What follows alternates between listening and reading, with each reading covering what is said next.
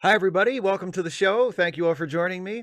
Um, as usual, I want to caution everybody who is with us in the live chat.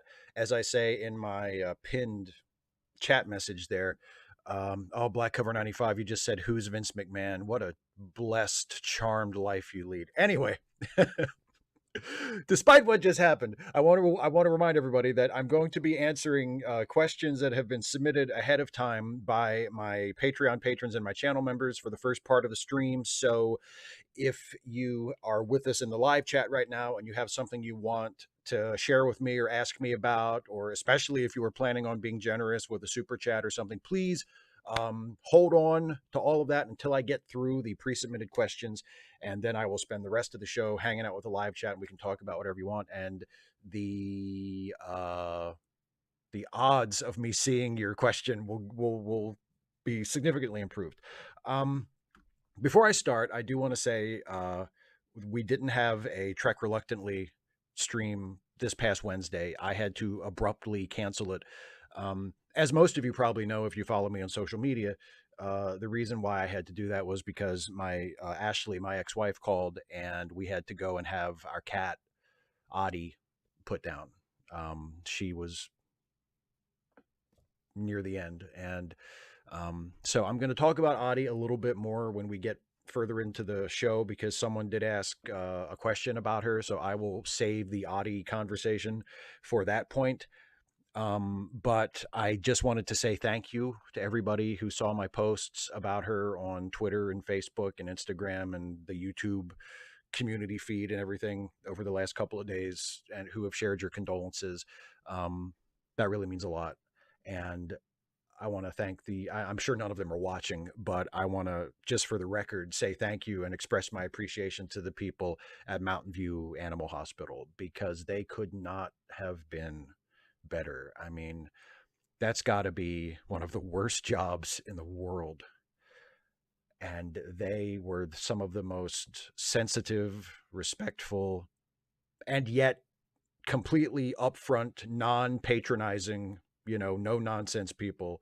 Like, they gave us horrible news in the frankest and yet most sensitive and understanding way that I think it could possibly have been done. And they were incredibly accommodating to us and gave us time to be with Audie before the end. Um, and they were just as good as they could have possibly been. So I want to say thank you to all of them, as well as thank you to all of you who shared your thoughts with me. So I'll talk a little bit about Audie somewhat later in the show, because there is a question about her in the pre-submitted questions. But anyway, uh, let's get into the pre-submitted questions, shall we? And the first one is from Carlisle the Cinephile, who says, "Hey there, Steve. About a month and a half ago, I performed in my local theater company's production of The Hunchback of Notre Dame. It was a musical that used the music and basic plot of the Disney film, but is far more mature and more in line with the tone of the book. It was a really great experience with a slight drawback, and has completely ruined the film for me. The movie was one of my favorite Disney films, but after being exposed to the same story done with far more depth, nuance, and a far more consistent tone, the film just doesn't work as well for me anymore. Another example would be the film version of Under the Red Hood, blowing the comic it was based on out of the water. Has a similar experience ever happened to you? Has one version of a story been so good that you can't enjoy a previous version in the same way as you used to? I actually have an example that is also drawn from comics, and that is, in fact, also a Batman comic. Um, One of the most celebrated episodes of Batman the Animated Series is Heart of Ice, which is the Mr. Freeze episode, or the first Mr. Freeze episode, the really, really good Mr. Freeze episode that was, it won an Emmy, and it was nominated and won a bunch of other awards. And it's considered by a lot of people to be the best episode, the best show that Batman the Animated Series ever made. And I really like that episode. I'm not building up to say I don't like that episode. It's a really, really good episode. But a few years after the cartoon aired, the episode aired, Paul Dini did a Mr. Freeze comic book that was, ironically, it was a one shot that was published as a tie-in to Batman and Robin when that movie came out in 97.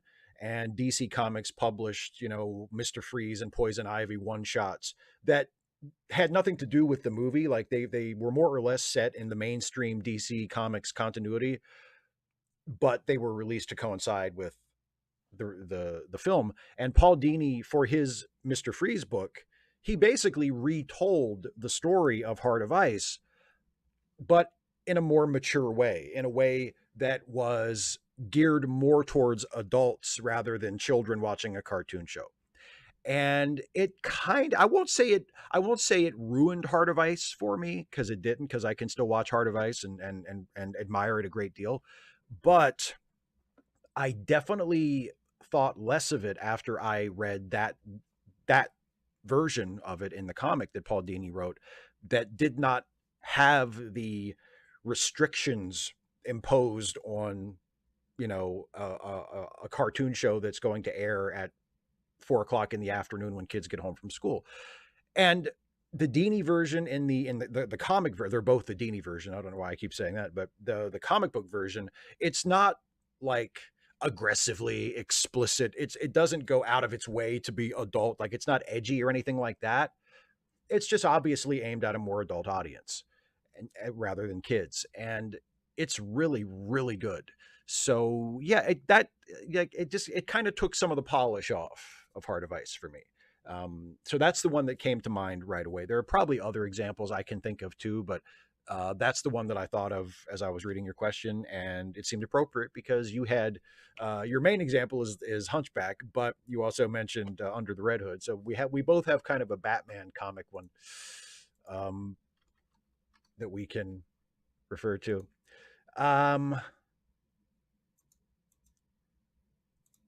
So next question is from Matt, who says, do you believe it's possible to separate the art from the artist? I was watching the older DC films lately and your reviews as well, and when I got to Superman Returns, I remembered how much I loved Kevin Spacey's portrayal of Lex. His pre-Frank Underwood-esque demeanor, coupled with using Hackman's earlier version as a template, is, to me, the best the character has ever been. Although Kevin Spacey, the actor, is apparently a giant scumbag for a number of reasons, I do view Seven, House of Cards, K-Pax, and others to be amazing films and TV shows. Is that wrong? Should people write off shows when the lead actors or actresses are found to be horrible? What are your thoughts? Well, I've talked about this a little bit before. I think this is very much a personal determination that people need to make for themselves. I am certainly not going to sit here and say, yes, if the actors or filmmakers or other people involved turn out to be assholes in real life, no, you should feel bad for enjoying the work. I am not going to say that, and I can't say that for myself because I don't know if you listened to the episode of the Late Seating podcast from a couple years ago where Jason and I reviewed Superman Returns. We recorded that after all of the revelations about not only Kevin Spacey, but also Bryan Singer, who it turns out is a huge scumbag as well. So we watched the film and reviewed it in the context of knowing all of that stuff. And even though all of that stuff is incredibly troubling and disappointing, and it does color my feelings about the movie sort of in an abstract sense, when I'm sitting there watching Superman Returns, I still love that movie just as much as I always did. And it still works for me in the same ways that it always did. And in that instance, I am able to separate the artists from their art in the case of both Spacey and Singer. But if other people can't, that's completely fine with me. You know, if other people like there, I'll tell you one that I can't do it with that I've decided, you know, like with both Louis C.K. and Dave Chappelle, I've decided, you know, I can't. Not only am I not going to watch their new stuff, and you know, seek out work that they do in the future, but I can't really watch their old stuff anymore either. Like, it's just they've become so toxic. and so associated in my mind with intolerance and just sort of stubborn, willful ignorance and bigotry that I just can't, I just can't. I can't justify it to myself to go back and watch it. And I think I don't I don't think I would enjoy it as much. And that sucks because I was a huge fan of both of them and think they were both comedic geniuses. I thought they were fantastically talented, brilliant writers and performers. And their in real life shittiness has spoiled that for me. So that is an example where I can't separate the art from the artist as much as I enjoyed and admired the art back before they were revealed to be total scumbags. Um, so I think it depends on the person and it depends on the artist that you are sort of grappling with. So no, I don't think it makes you a bad person. I don't think it's wrong that you still enjoy Superman Returns or Kevin Spacey's other work. And at the same time, if someone else finds themselves unable to enjoy it or unwilling to watch it anymore, I don't think there's anything wrong with that either. I think it's a very personal thing that we all need to decide for ourselves. And we may make, as I have, we may make different determinations depending on the artist and the work and a lot of other factors. So yeah, but no, short answer, I don't think that it's wrong or that you've done anything wrong for feeling the way you do, and it should be a personal thing as to whether you write off a particular actor and their work or not. Joe Goes Over. This one takes me back. Have you ever read any volumes of the Nitpicker's Guide to Star Trek? And if so, what do you think of them? Do you find them too pedantic? Or if you haven't read them, the concept itself of dissecting the Trek series solely to look for plot holes, production mistakes, logical fallacies, etc. Personally, I enjoyed the two devoted to TOS and TNG, despite the author's clear Christian bias. For example, his irritation that a Star Trek captain would dare suggest that religious superstition would be harmful to a potential spacefaring race. However, right-wing people somehow finding a way to be Star Trek fans despite the core foundation of the franchise being antithetical to their ideology is a topic for another question, probably next week. I owned I think I eventually had all of the Star Trek related Nitpickers guides. I have the classic Trek one, both of the TNG ones because he did 2 volumes of the TNG, and then he also did a Deep Space Nine one, and I think that was it. I don't Did he do a Voyager one? If he did a Voyager one, I didn't read that one, but I know he did classic Trek, which I think also included the movies, and 2 volumes for TNG, and then also Deep Space Nine. So yeah, I owned and read all of those. And at the time, and keep in mind, they came out when I was a teenager, and I haven't looked at any of them since. But at the time, I really enjoyed them. And one of the things I enjoyed about them was that, yes, I mean, as the title suggests, they were nitpickers' guides. And I'm quite certain they had a negative influence on how certain people approached not just Star Trek, but any other kind of thing that they were a fan of. But when I read the Nitpickers guides, it was clear that the guy was still genuinely a fan. You know, he wasn't nitpicking it in order to nitpick it to death. He was pointing out inconsistencies and continuity errors and these little things that you might notice if you're a super fan and you watch all this stuff and you have a good memory. He was just pointing it out and saying, this is different than that, and this is changed from that. But he wasn't saying, therefore it sucks. Like, it's obvious that he was doing it all in the spirit of fun and to generate conversations and to just, get us to think about things and to notice things, but not to say, and that means it's bad. The writers were lazy. The writers didn't do their job. You know what I mean? Like, he didn't love everything. He would sort of sneak he would kind of review the episodes as he was pointing out the nitpicks. And he obviously wasn't a fan of everything. And as you point out, he was super Christian. And that did not agree with me. Even back then, I was not, even before I was calling myself an atheist, I was not calling myself a Christian. And his Christianity did not necessarily endear him to me. But it wasn't so bad that it was like a barrier to me enjoying it. But it was clear that he was a Star Trek fan, and he wasn't trying to shit on it or to say that it was bad because of all these things that he was able to nitpick. It was just an exercise. It was just for fun.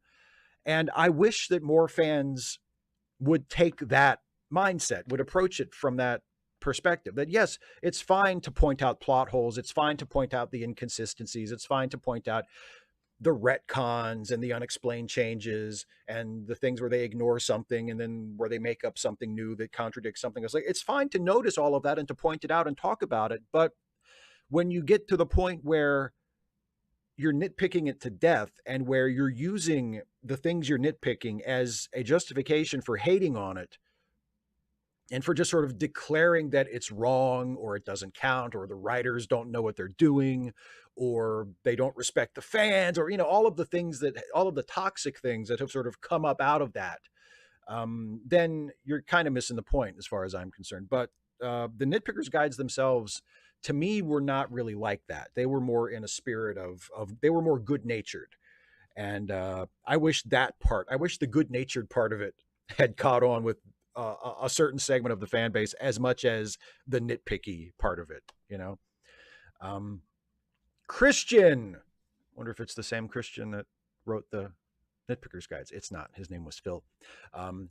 A friend of mine is a professional video editor and has done major commercials and some small film work. We were throwing around the idea of making a fan edit of season 2 of Star Trek Picard into a 2 to 2.5 hour movie rather than the 10-hour series. Would this be something you'd be curious to watch? Thoughts? I'm not going to promise that I will watch it if you do actually produce this edit. But I will say that I am curious because I do not think it is possible to edit that 10-hour series down into a 2 to 2.5 hour movie and have that movie be coherent. I just don't think, I question whether that is possible. So if you and your friend are able to do that, then bravo to you. And please, by all means, send me a link or something. And if I have a chance to watch it, I would be glad to see how you did and to see if it is even possible, because I have my doubts that you could edit it into a 2-hour movie that would make sense, that would have a coherent story from beginning to end. That is a challenge. I'm actually working in my sort of spare time for hoping to turn it into a video at some point, working on a rewrite of season 2 of Picard.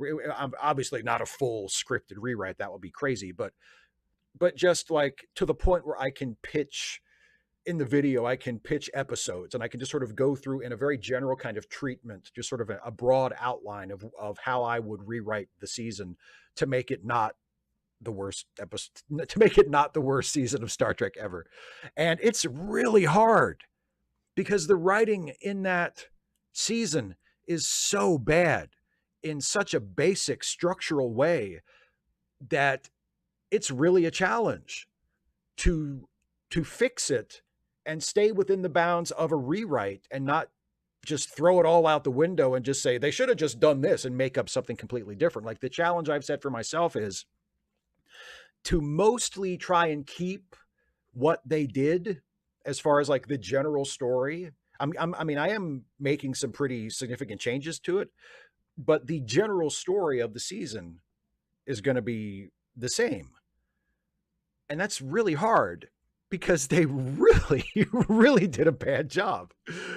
So, if you do actually get around to doing that, I would be curious to watch it. I can't promise that I will watch it, but I'm intrigued by the possibility because I have my doubts that it is even possible. So best of luck to you. Isaiah Taylor. So, Steve, have you seen the new pictures from the James Webb Space Telescope? Truly amazing. I attended a first screening of the pictures here in Tallahassee. Congrats to the JWST team up in Greenbelt, Maryland for their perseverance and hard work. In honor of this, I did a fanfic Let Me Listen podcast episode on the 1997 movie Contact. Will you and Jason be doing Contact soon? I also have to strongly disagree about your views on the movie Titanic. I watched it last night and I still love it for more reasons than I can fit into 1,000 characters. This may seem creepy, but I even fantasized about sketching a picture of Jessie Gender in her, she, they Star Trek boudoir lingerie taken from the DiCaprio scene of the movie. Just a thought in my head, nothing more. I'm sure Jessie would be rather flattered, LOL. Yeah, I'm sure. I would imagine she would be. I can't speak for her. I don't know. Well, I can't say if we're going to be doing Contact soon or not because of the way we choose movies. Jason gives me 3 options that I don't know about until after I choose. Like as people who are regular listeners to the show know, and as I'm sure Isaiah knows too, um, at the end of every episode, I have to make a terrible choice. And Jason says A, B, or C. And I don't know what is A or B or C. I have no idea what movies are lurking behind those letters. I just pick a letter and then I find out what the next movie is going to be. So we could do Contact for our very next episode, or we could do Contact never. It just depends, you know. I really don't know, but I would very much like to do Contact because it's been a while since I watched that movie, and I think it would be a good one for our show. But I don't know. It will be curious to do it for real and then to see how it lines up with your fanfic of it, wouldn't it? Next question, David Colby. What in the flying fuck is with the Gorn? I waited, and the second episode doubled down on making them xenomorphs, which is amazing. They managed to miss the point of both Alien and Arena. In Alien, the xenomorph isn't actually evil, though it is dangerous. The real evil is the corporation that callously risked the lives of the crew for a bioweapon. In Arena, the message of the episode, stated directly to the camera by Kirk, is that though the Gorn looks alien and inhuman, it is actually a thinking, feeling creature. Meanwhile, Strange New Worlds is like, let's murder some Gorn babies. They're pure evil. Federation ideals are wrong. There can be no coexistence with the alien. Hate what is different. Then they double down on that further by having the finale be literally about how negotiation is a mistake, mercy is a weakness, and Pike needs to die for the survival of the body politic. And it is driving me absolutely fucking insane how few Star Trek fans have noticed or cared about this. Man, calm down.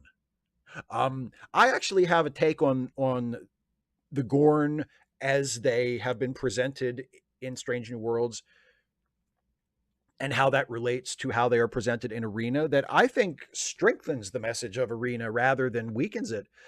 If you look at it like this, Arena is still canon. Arena is, hasn't been erased. So we still have the story of Captain Kirk fighting the Gorn and choosing to show mercy to his vicious, formidable enemy, right? I think if you watch that episode now, having also watched the Strange New Worlds Gorn stuff where they are depicted as like super scary monsters, I think that makes Kirk's decision at the end of the episode even more meaningful and even more powerful. I think the depiction of the Gorn in Strange New Worlds, I agree, if you take it just purely in its own context, I can see why it might be troubling if you think that Starfleet crews should always, no matter what, try to find a peaceful settlement instead of having enemies where they have to fight them and outsmart them and defeat them. I can see why you would be bothered by the depiction of the Gorn as like unstoppable, inhuman monsters. But if you look at it in the context of not just Strange New Worlds, but also Star Trek, the original series, and the Arena episode, I think it actually improves, or it doesn't improve. Arena doesn't need improving, but it strengthens the message. Like it emphasizes and sort of underlines the message of Arena, because Strange New World shows us a truly alien, truly vicious, truly animalistic, scary, mysterious, apparently unknowable enemy that just wants to kill them. And they just view it as, we have to survive. There's no negotiating with them. There's no peace possible. We just have to survive against this incredible threat.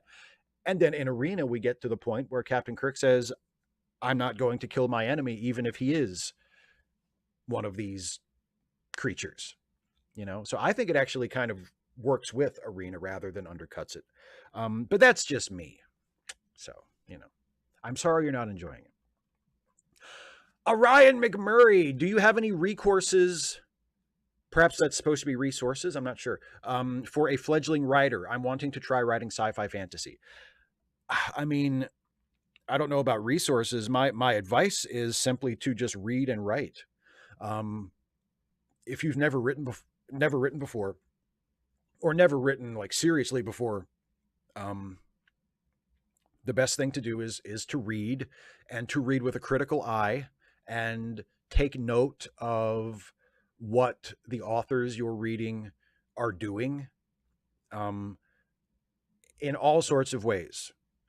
Develop an ear for their dialogue, take note of their prose style, think about how they're organizing a story, how they're structuring a story. Do they drop a hook at the end of every chapter? Are the chapters, short or long? Are they kind of self-contained, like each individual chapter is a short story, or do they flow one into the other? Um, does it follow something that you could break into a 3-act structure like a movie, or does it follow a different pattern?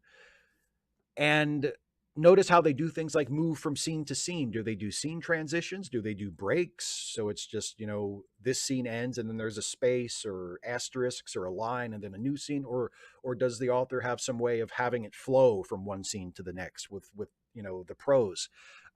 There are all kinds of things that you can read and take note of if you read it with the mindset of, I'm not just reading this for pleasure, I'm reading this to learn how to write. And I would highly recommend reading, and not just reading writers in your chosen genre, but read writers, read the classics, read new stuff, ask people who some of their favorite writers are, and read novels, read short stories, read all kinds of things, to pick up tricks of the trade, just to figure out how to see how different writers do things.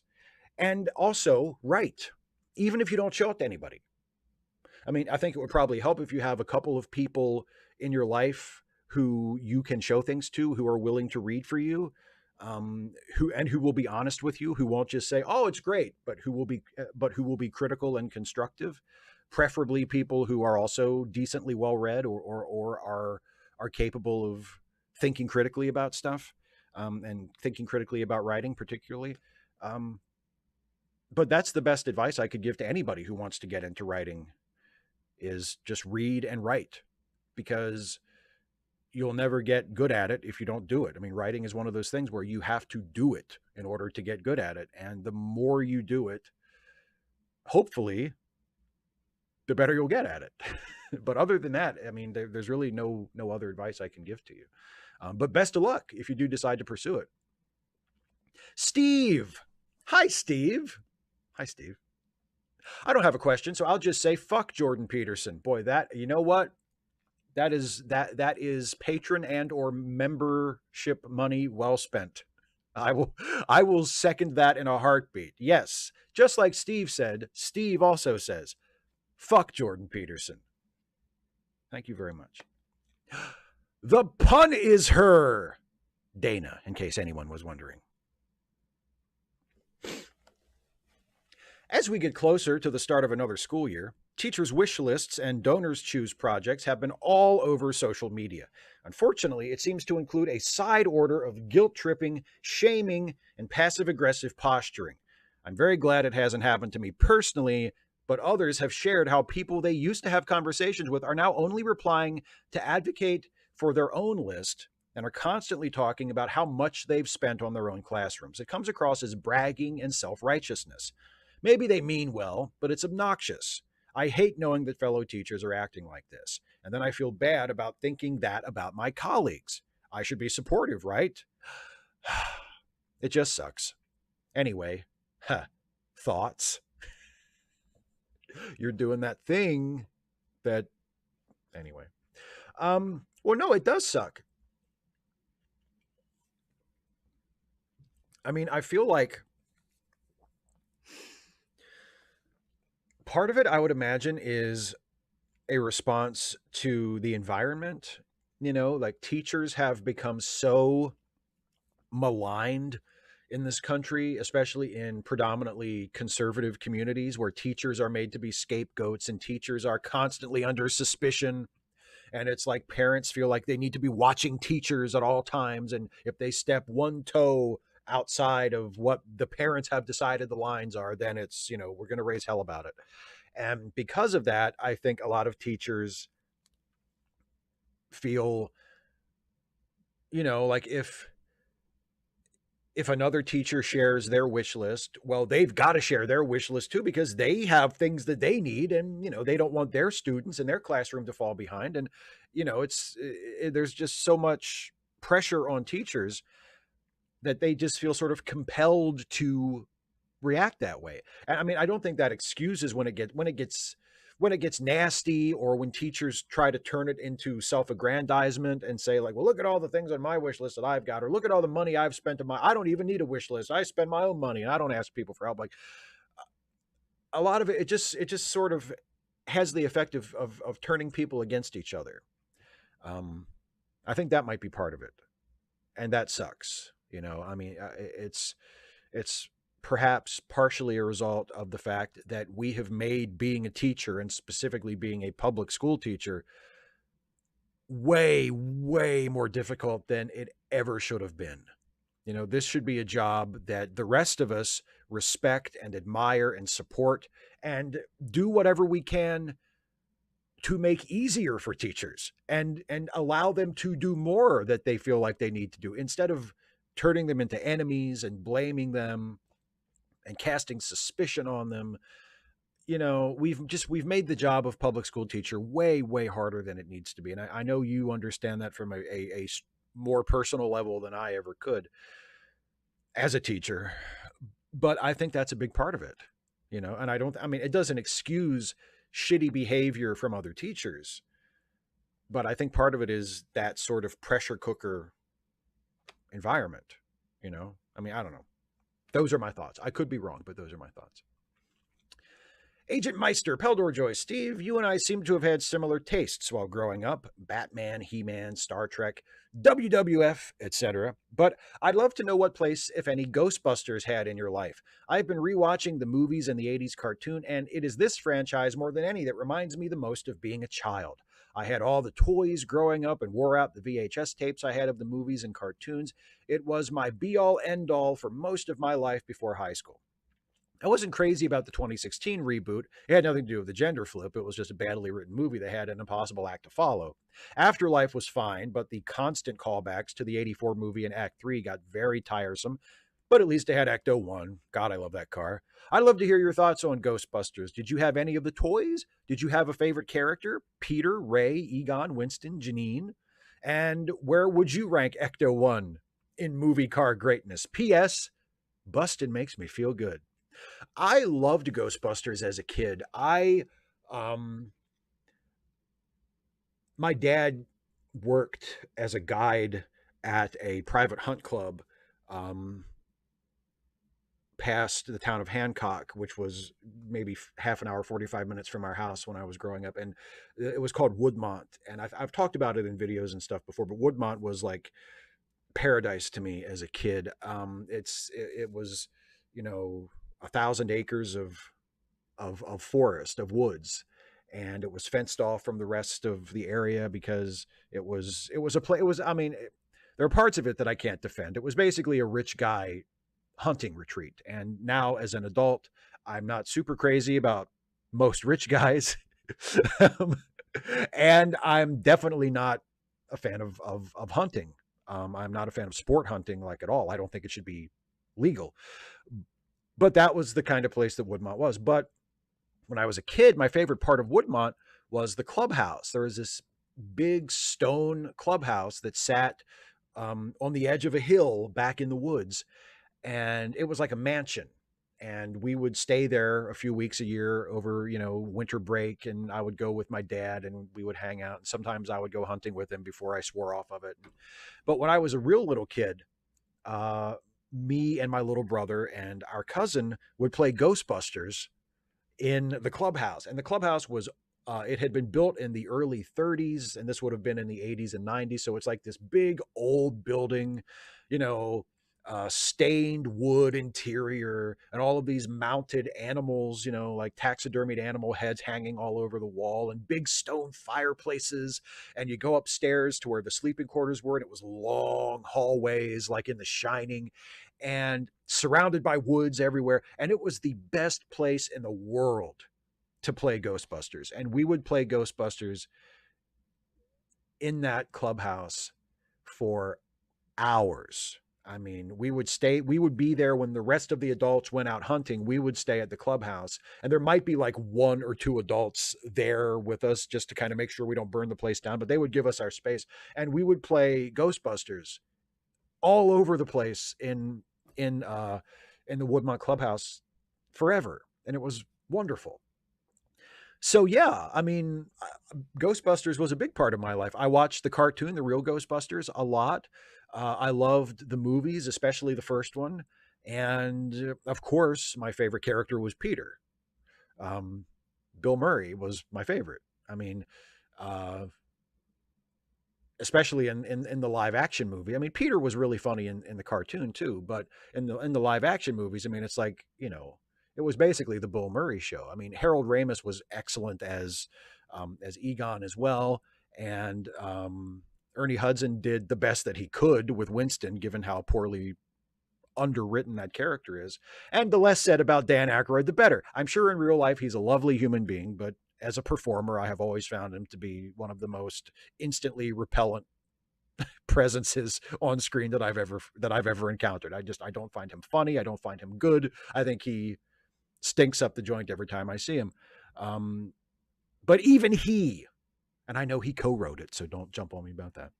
Even he cannot spoil Ghostbusters for me, because especially the first one, the original, is just exquisite. So yeah, I was a big Ghostbusters fan as a kid. And where would I rank Ecto-1?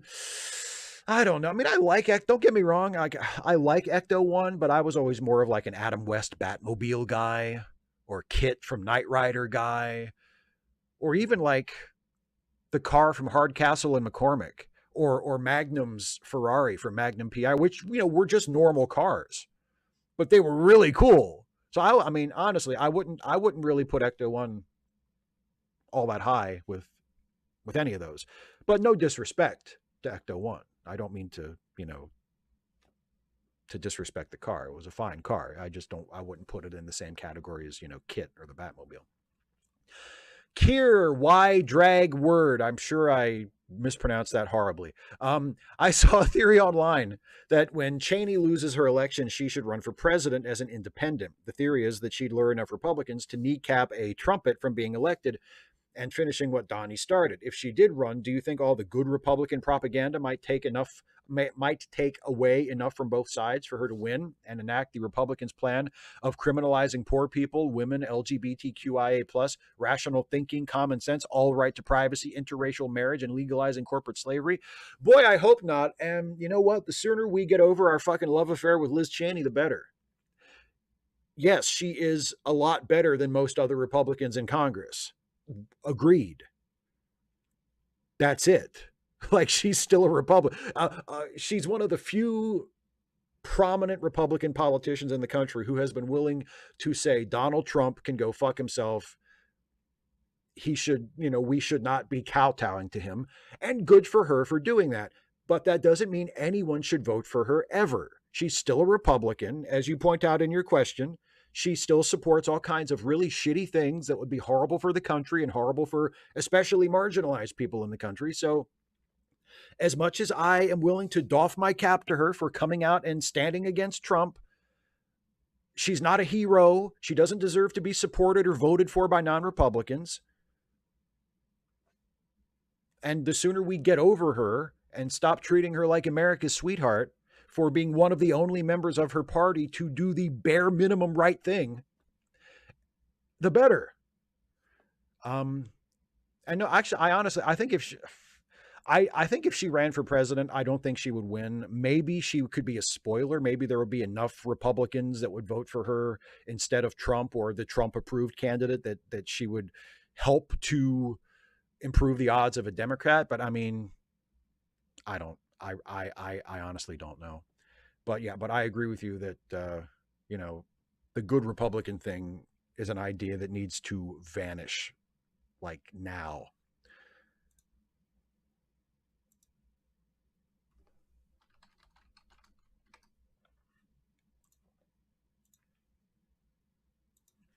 Okay, and this one is from Social Justice Alchemy, who originally submitted another question, but replied to my tweet announcing Audie's death by saying, "Brother, losing my last two cats broke me. Ignore the question I asked for. Ask away. My question now is, what were your best moments with Audie?" So I'm going to talk about Audie for a few minutes. You know, um, I can't think of like specific moments like that I would say were my best moments with her because there's just too much to single out individual moments. I will say the night that we met her is always going to stand out for me because we were sitting out on the stoop um, outside our apartment, and she just walked up to us. You know, here was this adorable little stray cat, and she walked up to us and she meowed at us like she walked up and said hi, like we'd known each other for years. And she was little; she wasn't quite fully grown yet, and and we said hi, you know, and she made up to us, and we scritched her and petted her, and then and I think it was either no, yeah, I picked her up and carried her into the apartment. I carried her inside. And at first she didn't really like that. She kind of protested, but after we got her inside, she was okay. And we, you know, let her have a look around, and we gave her some food. We didn't have cat food, of course, but we had some canned tuna that we gave to her and gave her a little bowl of water. And, and she slept in the apartment that night. And then the next morning we let her go outside. And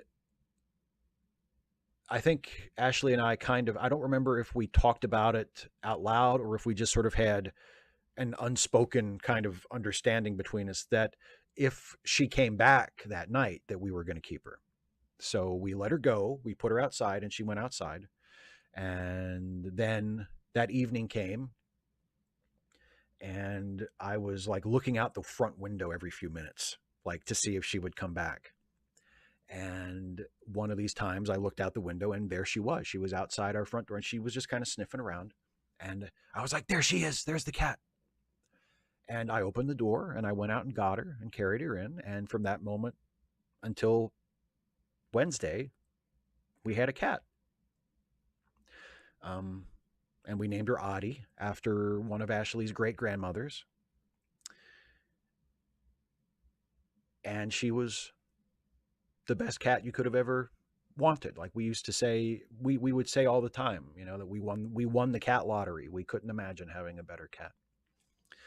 Um, she was just the best, and she was very vocal. She was very talkative, you know, because we would both talk to her all the time, like she was a person. You know, we would ask her what she was doing, or we would just sort of talk to her, and she would talk back. She would meow at us, you know. And she was always very cool and very gentle and very sweet. But when she wanted something, she would let you know. Like if she was hungry or she, you know, just was agitated about something, like she would stand there or sit there in front of you and would yell at you, would meow at you, and be very insistent. And will let you know she was not pleased about something, whatever it was, or that she wanted something, whatever it was. Um, she used to climb our Christmas tree. We would put up a fake Christmas tree and you know, like an aluminum Christmas tree every year, and she would climb it. She would climb the branches like it was a tree. Um, and she would climb about halfway up, and then she would find one of the branches and kind of, or you know, like a section of the branches, and she would just sort of lay down there. So she would like lay down in, you know, in our Christmas tree. Um, so I mean, there's so many like Audi stories I could tell, but I have some pictures that I want to show. So I hope nobody minds. I'll try to go through them quickly, but I have some pictures of Audi. I picked out 5 of them that I thought would be nice to show everybody. Um, and the first one is, so she liked to climb the Christmas tree, and she liked to be up high. Actually, when she was a really little kitten, before she got big, she would actually jump. She would jump up on the dresser in our bedroom, and then she would jump from the dresser onto the top of our bedroom door. Like she would make this incredible leap from the dresser to the top of the bedroom door, and she would pull herself up, and she would sit, like she would lay down on top of the bedroom door. It was the damnedest thing I ever saw. And she used to do that all the time. So she always wanted to be up high, and that included with me. So she would climb up. If I picked her up, she would climb up on my shoulder, and then she would climb up and she would perch on my hat. And she used to do this all the time. So this is a picture of Audi on my hat, one of her favorite places. And she also liked to look out the window. And I have so many pictures of her looking out the window. And this is one picture I've chosen that I thought was a really nice one of her, where she would perch up in the windowsill, and we had windows that would look out on, as you can see, onto the sidewalk. And she would just sit there or lay there. And sometimes, she would take a nap or whatever, but she would often just be awake and sitting there, and she would just be vigilant, and she would just watch anything that was going on outside. She was fascinated by birds. I'm sure she would have loved to have grabbed one of those and had a snack, or other animals, other cats or dogs. Every once in a while, there would be another, like a stray cat in the neighborhood that would jump up on the outer windowsill, and they would kind of look at each other, smell each other, talk to each other. So that was one of her favorite spots. And then there's a couple of pictures of me and Audi. This is the two of us. She's on the love seat, and I'm kind of on the floor next to her. And then this is the companion picture to that, where she's giving me a kiss or sniffing me or whatever. She was a really sweet kitty. And she preferred her mama. She was always a little bit more Ashley's kitty than she was mine, but she loved me too. And then this last one is probably my favorite. So she was a sweet kitty. She was a sweet kitty. And I really miss her. I really miss her a lot. But anyway, so not necessarily my best moments with her, but some memories of her, and gave me a chance to talk about her a little. So thank you, John, for asking that question, and for your condolences. And as I said earlier, to everybody who offered their thoughts, I really appreciate it. Some random geek who says it's Disability Pride Month, mutter fluffers. You can swear, right? You can swear on this. Is it okay to shun and ignore those who are conservatives? Should we listen to conservatives and not alienate them? That's my question. I was part of a discourse in a Discord server where the server owner shared a YouTube video and asked that we watch it with an open mind. Even though the server owner will never agree with conservative ideologies, they don't want to alienate them. It makes politics too toxic. The video was titled "Why I Left the Left and My Woke University." My spider senses went off at the title. The pictures in the thumbnail are the same from anti-feminist cringe compilations. I didn't watch it. Someone else watched it and confirmed my suspicions. It is the same right-wing grift. The video maker claims to have been on the left because, as she said, I'm a classical liberal. Other videos she made complain about trans folks, pronouns, and drag time reading hour. A lot to say, 10,000 characters worth. I'm continuing my stance of not being friends with conservatives. Yeah, I mean, I think we agree on this. I think you know how I feel about this. Leftists and liberals being mean to conservatives is not what made politics toxic. Conservatives are what made politics toxic. People deciding that they aren't going to spend time with or platform or show respect to people who are spouting racism and sexism and homophobia and transphobia and all kinds of other bigotry and ignorance and intolerance are not the ones who made politics toxic. The people who spout those things are the ones who make politics toxic.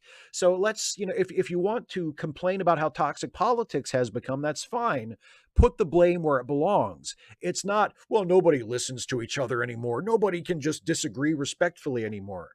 That's not the problem. The problem is that one side of the discourse has become so hateful and so ignorant and so detached from reality and so committed to being intolerant and bigoted and hateful and destructive toward these vulnerable groups and toward society in general that you can't engage with them in any sort of respectful way. They have made it impossible. So it's not the left. It's not the woke. It's none of that.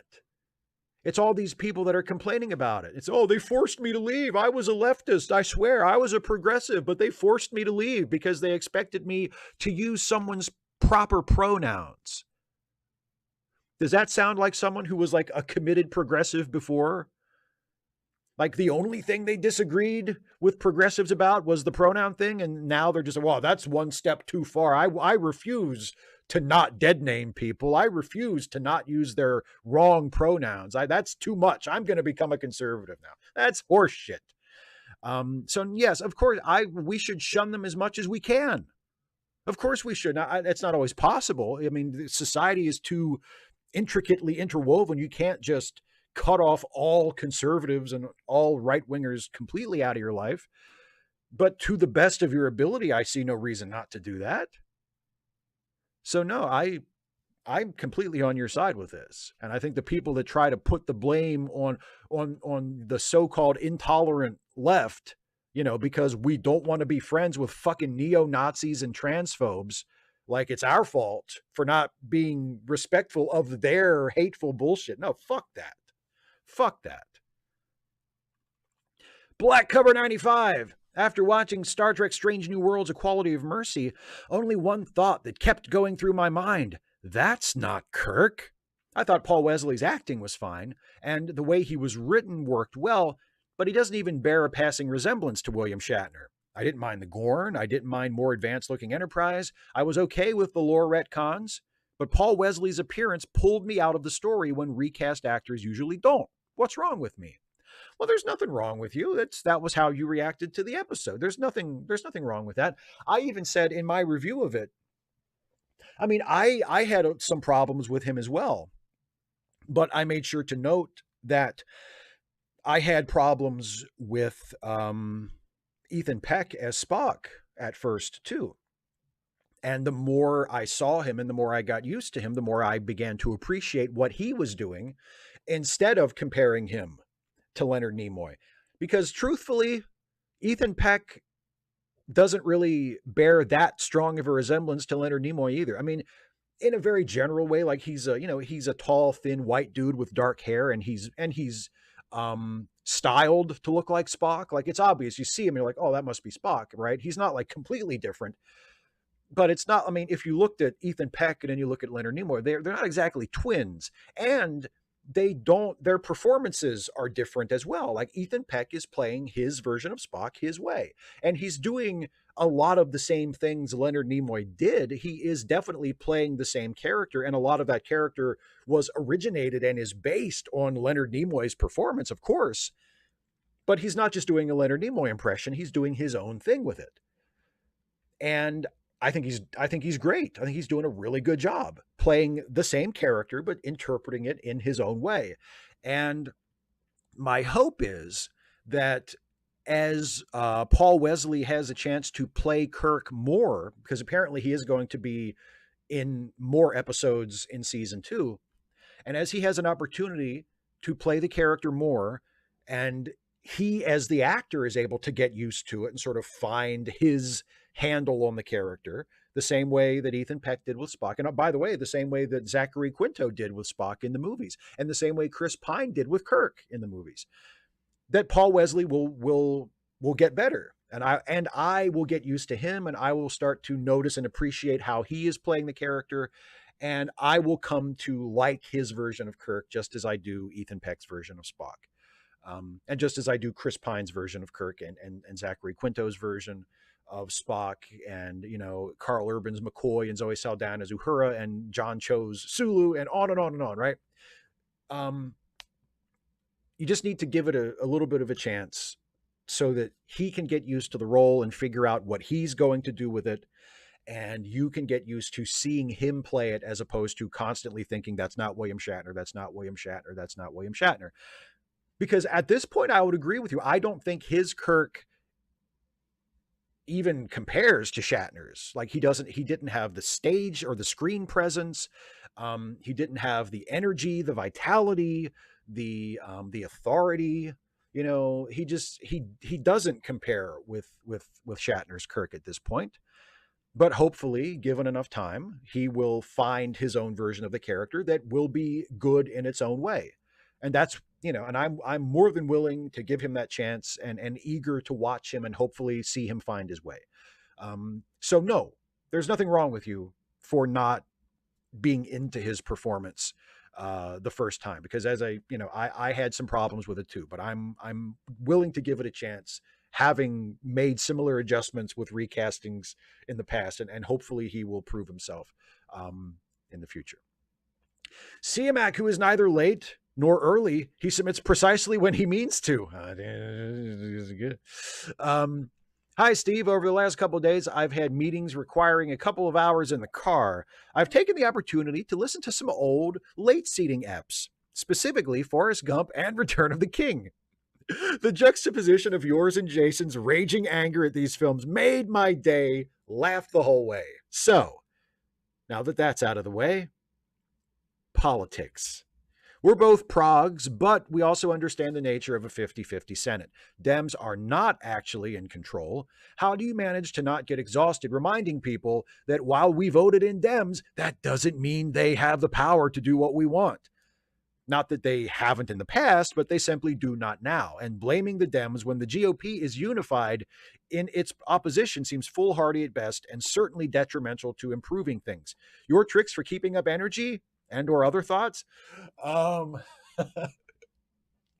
Sometimes the anger helps, actually. Sometimes if you can fuel the frustration and the anger in a constructive direction, that can really help. There's a line in the Bruce Springsteen song Wrecking Ball where he says, hold tight to your anger and don't fall to your fears. And that could be the motto for how we should approach politics at this point in the United States. Don't ignore your anger. Hold tight to your anger, but don't fall to your fears. Use your anger. Use it to motivate you. Use it to energize you. When you're talking to leftists, when you're talking to fellow progressives, I would say try not to approach them in anger. Try not to do, I mean, there are times in my head and in private conversations with people I trust, and that I'm not going to be saying this in public. There are times when speaking about fellow progressives, when I have sort of said like, these fucking people, you know what I mean? Like I've done that. I try not to do that in videos because I don't think it's constructive. And I do think the people who say things like that, who say, you know, but why can't the Dems do anything? Or why aren't the Dems doing something? Even though I find that incredibly frustrating, I know that most, if not all of those people are far more my allies than my enemies. And they are certainly far more my allies than the Republicans.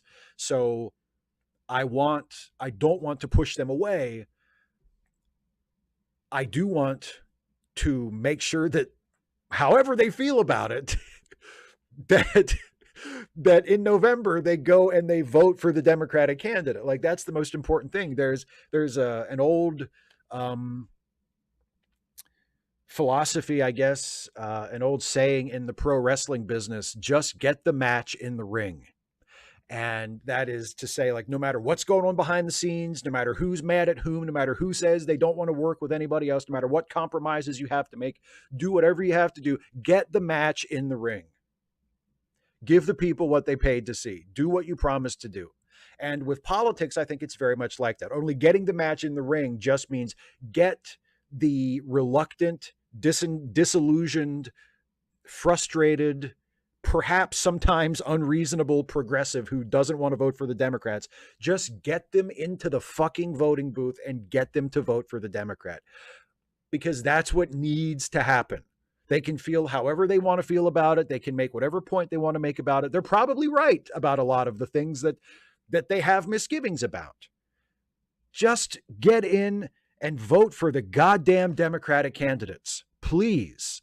We can fight about it later.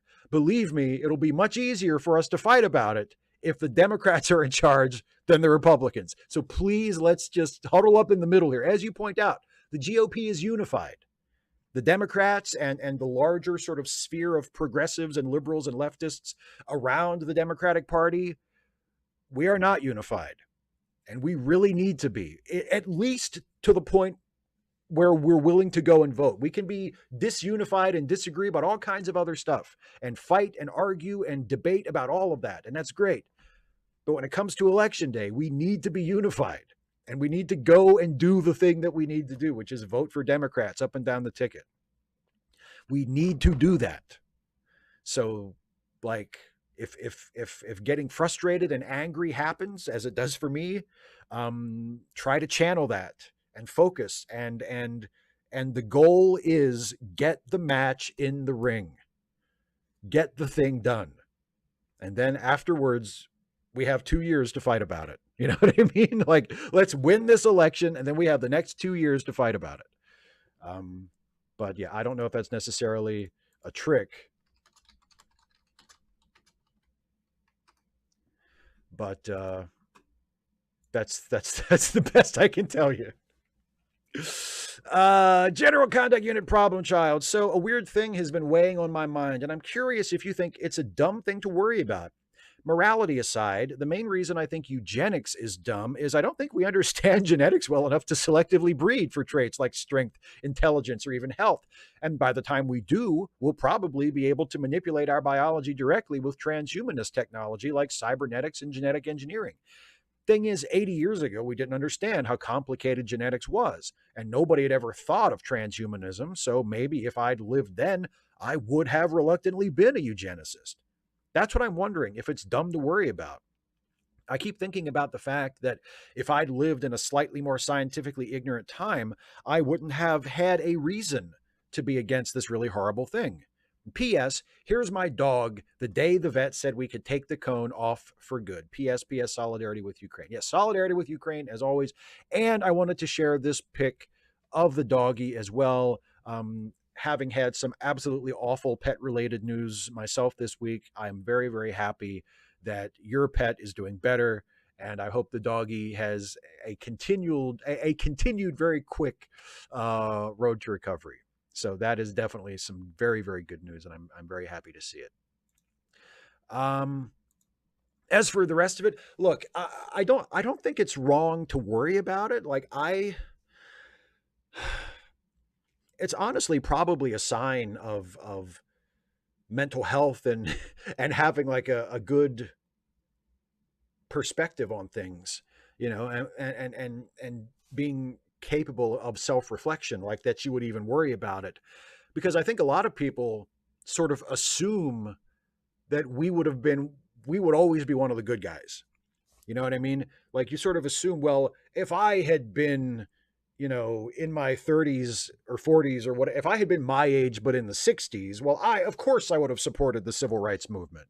Of course I would have wanted to go and march, you know, and across the bridge in Selma, and I would have gone to the rallies in DC, and I would have been completely on board with Martin Luther King and Malcolm X and all those great civil rights. Of course I would. Of course that's the side I would have been on.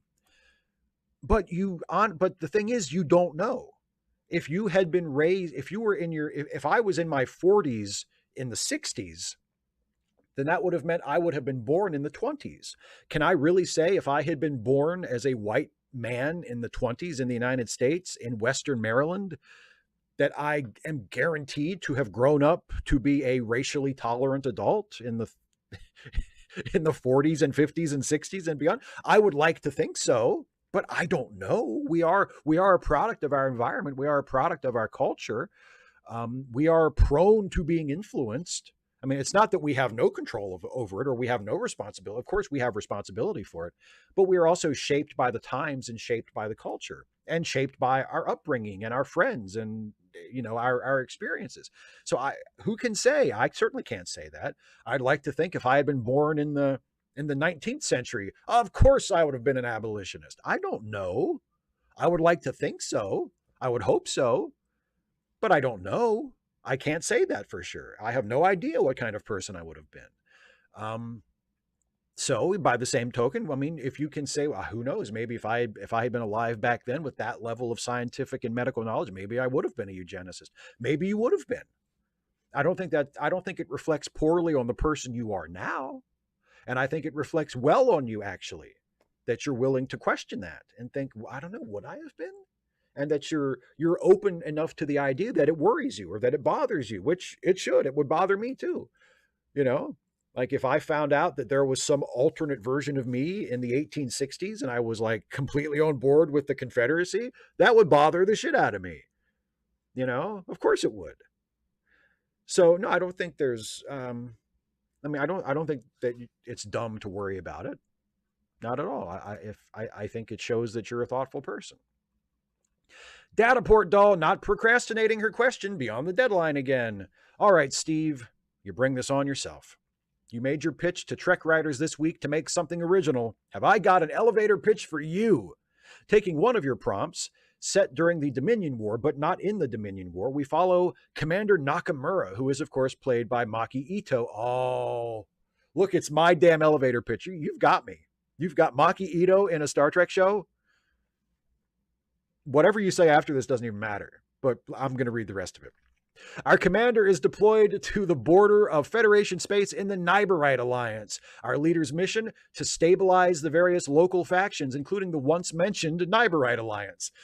As the Federation deploys its forces to the Dominion border, it begins to try to secure the far border by forging shifting alliances with various factions native to the area. This is a Western where we can make plenty of allegory to the treatment of native nations in the American West. I'm sure it won't piss off any right-wingers. There. I made that in like 5 minutes. What's their problem? Do you think it's just that capitalism makes artists into cowards? First of all, that's a really terrific pitch. Not just because you want to put Maki Ito in it, but that is definitely, I'm not going to lie, a big part of it. Because God, I love Maki Ito so much. I wish she was on my TV every week.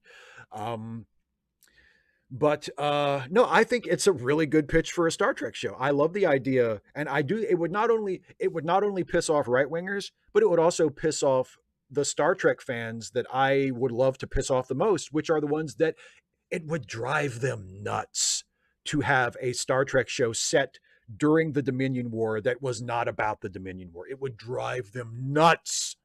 There were people that were pissed off at like the last 2 TNG movies because they weren't about the Dominion War, even though they took place in, roughly the same time frame. I think especially like Insurrection, because Insurrection was released while Deep Space Nine was still on the air and while the Dominion War storyline was still playing out on Deep Space Nine. And there were like people who watched Insurrection, and it's like they didn't even care what the movie was about. They didn't even judge it for a movie and decide whether they liked it or not because of its story. They were just like, why wasn't it about the Dominion War? The Dominion War was happening. It should have been about the Dominion War. God. So I love that part of it too, because it would piss off those fuckers. But no, it's a really good pitch. Obviously it's just a pitch. You'd have to build it out and actually come up with more stuff. But the general idea, I think, is very good, actually. And I don't think it's that capitalism makes artists into cowards, although I think, that definitely happens. It's more that it puts the cowards in charge of the artists. The people making these decisions, the people that are approaching producers and writers, etc., and saying, make us a new Star Trek show, but make sure that Spock's in it, or make sure that one of Spock's relatives are in it, or make sure that there is some tie to a previous Star Trek show so that we can make sure that we bring the existing fans in, like that feels more like a studio level decision than an artist's decision. You know what I mean?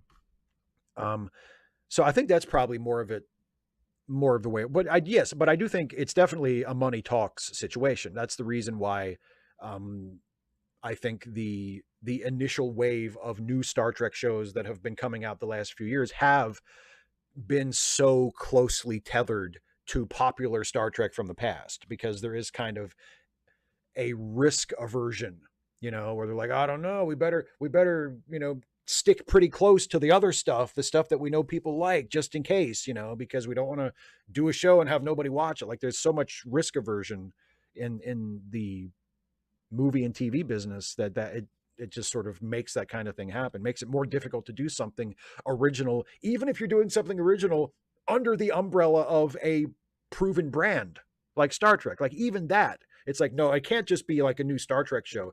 It has to be a new Star Trek show that is like a sequel or a prequel to another Star Trek show. Yeah. So, but I do think there is a lot of what is behind it is capitalism and commerce and the fear of, wanting to try and guarantee a hit, but again, terrific pitch. Matt Lohr, hi Steve, what do you think about the rise of new urbanism on the left? Basically, it's about changing car culture, making cities and neighborhoods more walkable and green, and making transportation more equitable and available for everyone. By the way, just bought an e-bike and I love it so much. Are you interested in those? Cheers. Well, no, I think it's a great idea. I really believe, I believe in investing more in public transportation and that kind of infrastructure just in general, and especially in cities, not just for the environmental purpose, although I think it is way better for the environment if fewer people are driving cars and more people are getting around on buses and trains and such, and bikes as well, right? But also, it's just I think it's just easier to get around. You know, like I've never driven in New York. I've been driven in New York, and it doesn't look like fun. I have driven in DC, and I can tell you it's not fun at all. It's horrible. I don't know why anybody would do it. I felt like I was a fool for doing it. Um, you know, it's much easier to get around using public transportation. So not just for the environmental cause, but just it's just better. It's more efficient. It's easier to get around. It's less of a headache. And yes, it does make cities nicer. I think if you focus on, you know, making the city more walkable, making the city greener, putting in more trees and more parks, and just making it a nice place that is accessible to everybody. I just think that's a good idea all around. Yeah. So, but no, I don't have an e-bike. I've never had an e-bike. But yeah, I mean, they sound terrific. But no, I've never had one or been particularly interested in them. But I'm glad you're liking yours. Mike Garcia. Hi, Steve. What are your thoughts on Superman 4: The Quest for Peace? Um, Terrible but watchable cheese. I would put it that way. So bad it's good kind of thing. I can watch it and enjoy it, but I'm under no impression that it is a remotely good movie. It's a quite bad movie in many ways, but I can watch it and enjoy it and have a laugh at it. And also, I mean, it has a sentimental place in my heart because, as bad as it is, it's the last time Christopher Reeve played Superman, and I will always, you know, have a soft spot for it just because of that. You know, because I mean, it would have been nice if his last Superman movie had been good, but it wasn't. But nevertheless, that's his last Superman movie. And so, you know, when I'm watching that movie, I'm watching maybe the best Superman, the best Superman ever, um, play that character for the final time. And there's a bittersweetness to that that I always have appreciated. You know, since he had his accident, and especially since he died, um, I've had sort of a special appreciation for Superman 4, as rotten as it is as a movie. Jake from State Farm, are you kidding me? I love your commercials, and you are jacked, buddy. I see the muscles underneath that red shirt. God damn, Jake, you've been going to the gym. You're not fooling anybody. Good for you, dude. Um, do you think George Takei is a good actor? I never thought he was until I looked up some other work he's done, and it confirmed for me that, in my opinion, he is not a very good actor. Of course, the same could be said of a lot of actors in smaller roles on Star Trek, and I will always be grateful for representation of minorities, but he seems to have mostly stayed famous by dissing on Shatner. And whatever beef they had, it seems silly to keep bringing it up, since they haven't even been in the same orbit for like 20 years. I like the activist work Takei has done for the LGBTQ plus community, but maybe it's time for him to let go of the past and find a new thing to talk about.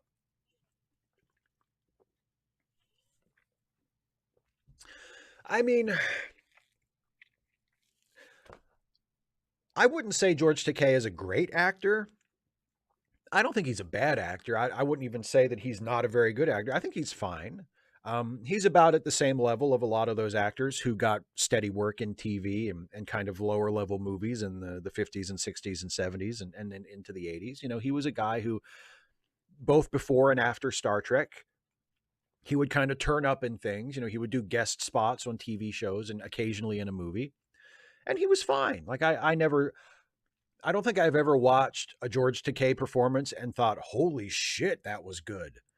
but I've never thought he did a bad job at anything. I think he's fine as an actor. I think his Twilight Zone episode is actually very good, and I think he gives a good performance in that.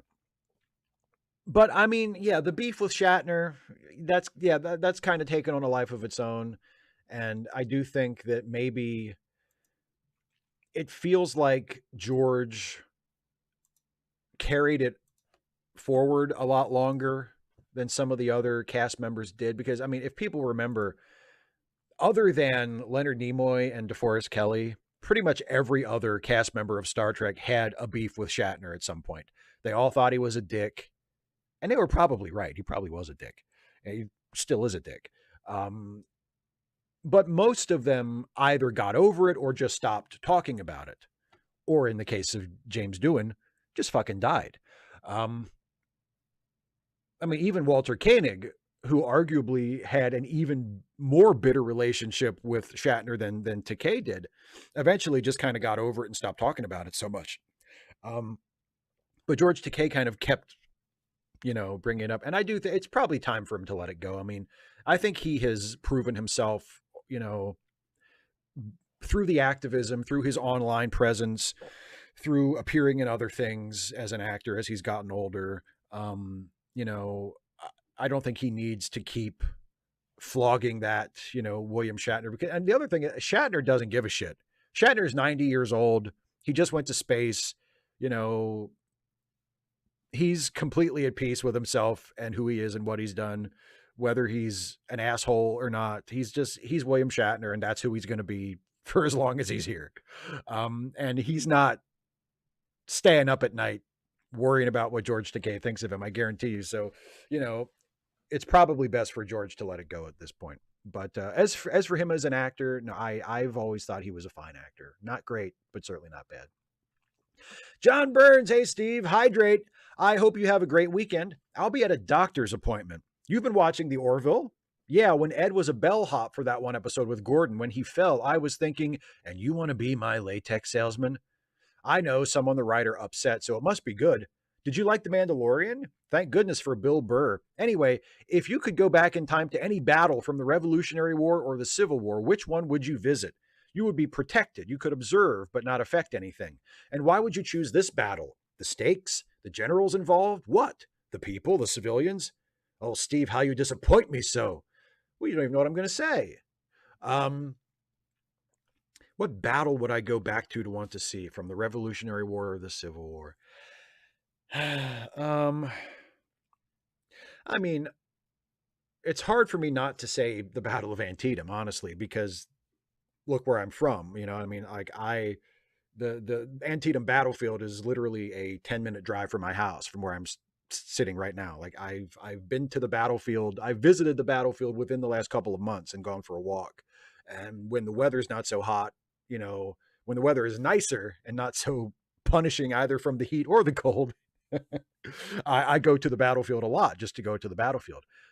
So, I mean, the Battle of Antietam, for sure. I would love to see. I shouldn't say I would love to see. That's a shitty thing to say. Like, thousands of people were horribly killed on that day. So I wouldn't love to see it. But if I were going to travel back in time and magically witness one major battle from American history, it would probably be the Battle of Antietam, because I have been soaking in it for my entire life.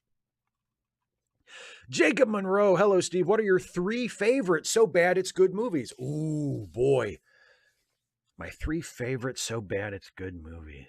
The Room. The Room.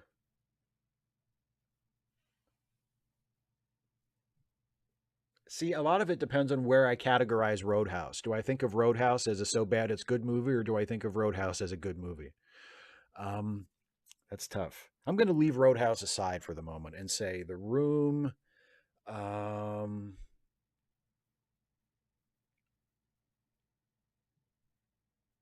Space Mutiny, and I'll go with another MST3K episode and say The Amazing Colossal Man. Yeah, I think those are good choices. Yeah. Yeah. Because I mean, not only do I love the MST3K episodes of those, but I've watched both of those on their own as well, and can confirm they are both excellent, so bad it's good movies that you can watch and have a great time.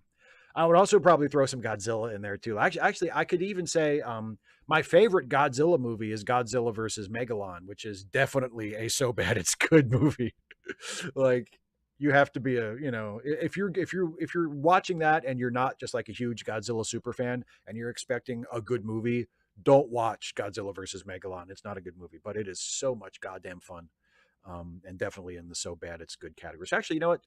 Take out Amazing Colossal Man and put in Godzilla versus Megalon. So we'll go The Room, Space Mutiny, and Godzilla versus Megalon. Perfect. Which was also, I think, a Mystery Science Theater episode, but I saw it and was familiar with it way before it was on Mystery Science Theater. Joe McClory, missed last time, and I'm drawing a blank on a question this time. So can I just get some recommendations for recent media? Let's say within the last year, or if you read, saw, or listened to something in that last year that really spoke to you. Um,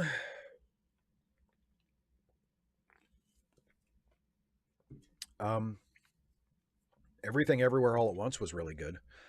That was fantastic. I actually just saw that recently. I saw it a couple weeks ago when it came out to rent on streaming. Fantastic. Wonderful movie. So I would highly recommend that.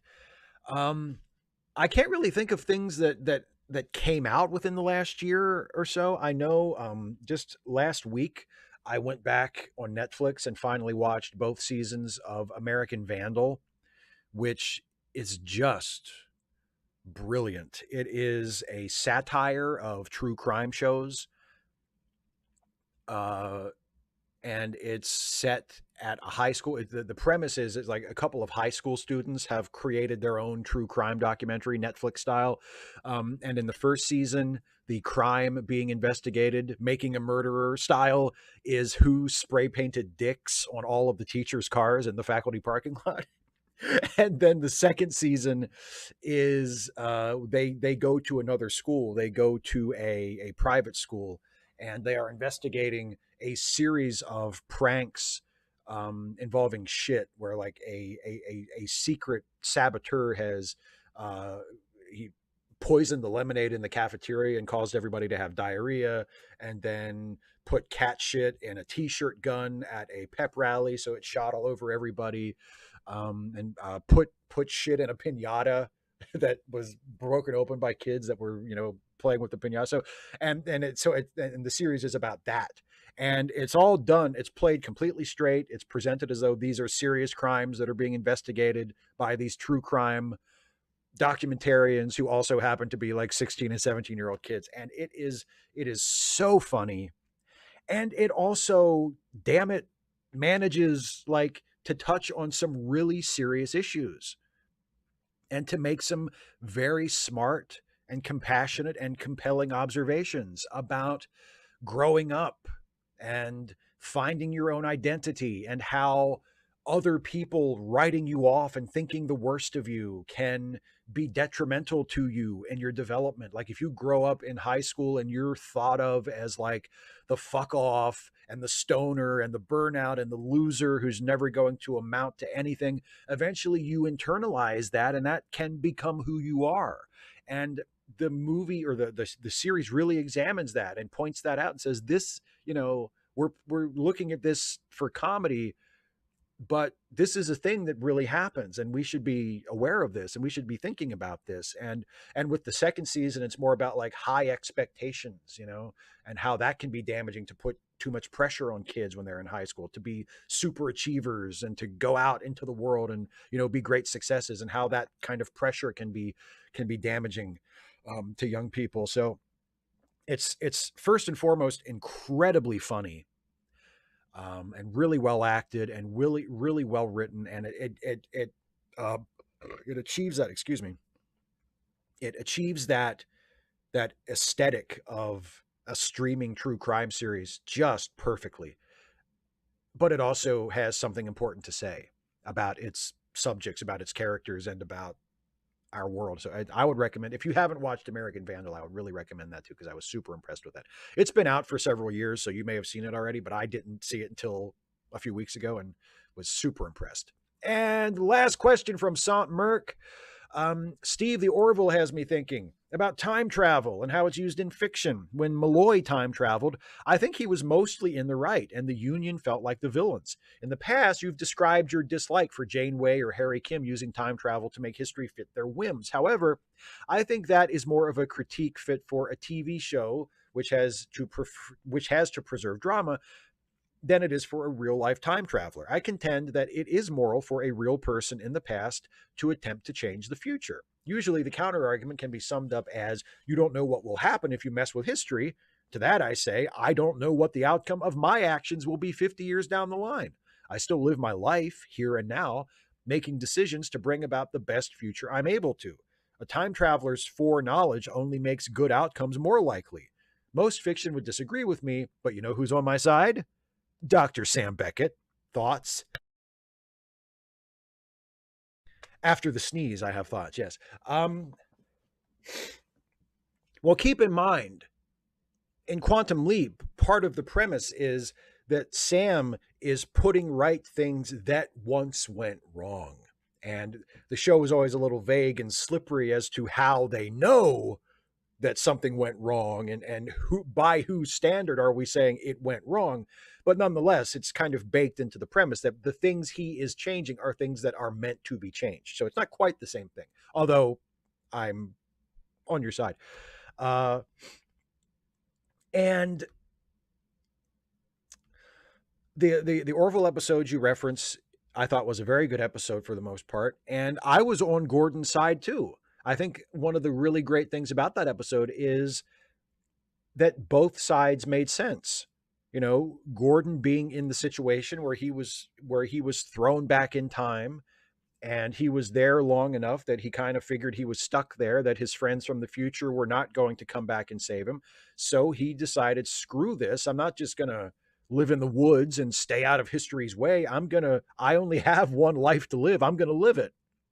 And that's what he did. And I don't think we're meant to think that even though Captain Mercer and Commander Grayson are very upset with Gordon when they see him and they see how he has altered the timeline, I don't think we're meant to have that same reaction. I think we are given space by the episode to sympathize with Gordon.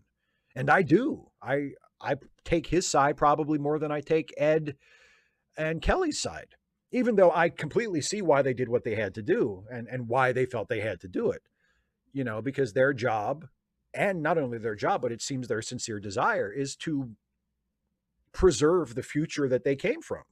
And they're not sure that that'll happen if Gordon is allowed to remain in the past. So they do what they feel they had to do. And I don't think they're villains for doing that, but I don't think that Gordon is a bad guy for doing what he did either. I think it was a really well-written show that allowed both points to have their, you know, their supporting arguments and a certain amount of validity.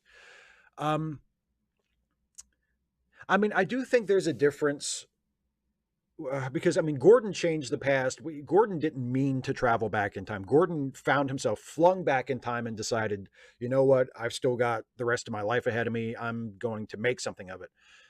I think that's a little different than someone who travels back in time on purpose because they've said, I don't like how history turned out, so I'm going to go back and change it in the hope that after I tinker with it, you know, that it will be better, right? That was my problem with what Janeway did in the last episode of Voyager, especially since, and I think I mentioned this in my video about it, the future that she was going to change in general didn't seem to be that bad. What made Janeway's actions to me not very defensible was that she was specifically going back and changing history to make things better for a few of her friends, not for the universe. It's not like the Alpha Quadrant was overrun by the Borg and was completely destroyed and it was like a nightmare future. It's not like even, you know, she lost her entire crew and she was the only one who survived. It's like, no, it seems like everybody, at least most of the characters that we got to know during the show, made it and 20 years down the line are doing fine. And it's Janeway who's like, yeah, but Tuvok is sick and Seven died and Chakotay died. And that's not good enough for me. I'm going to go back and change the last 25 years of history to make things better for these three friends of mine, no matter what else I change in the process. I think that's a little selfish and a little reckless and a little arrogant. And, I don't think we're meant to view Janeway in that way in the episode. Like, I think the episode wants us to be on Janeway's side.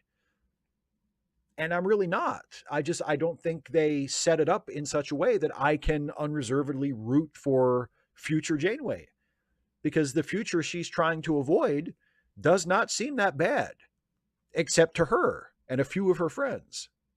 And that just, like when Captain Kirk and company traveled back in time in Star Trek 4, they were doing it because the entire planet Earth was about to be destroyed by a space probe. Like they was like, oh shit, we need to do something about this. Even in City on the Edge of Forever, like the Enterprise, and as far as they knew, Starfleet altogether had been completely wiped out. And they're like, oh shit, this is bad. We need to fix this, right? With Endgame and Voyager, things seem pretty good. Like it doesn't seem that, but it's a pretty good future as far as we can tell. But Janeway's like, nope, 3 of my friends are dead, or 2 of my friends are dead, and 1 of my friends has Vulcan Alzheimer's. So I'm gonna fuck this. I'm fixing this. Like it's commendable that she wants to be that good of a friend, and you know what I mean. But you're gonna erase the last 25 years of history to make things a little better for some of your friends. Okay, I think that's just a little too far for me. But anyway, so that's the last patron and member question. Thank you all so much, as always, for being patrons and for sending in questions. And now I will hang out with the live chat for a little while until we wrap up the show. Sorry I took a little bit longer than usual with the patron questions. I think part of that was because I took a little extra time to talk about Audi. But yeah, sorry about that. But let's see what people are talking about in the live chat.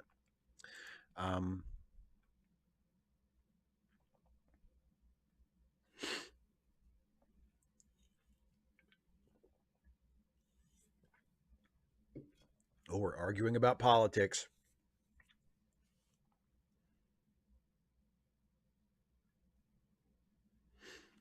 Knit and Crochet Tiger, that's a good point. That, when they went back and got him from 10 years prior, that could have changed the timeline.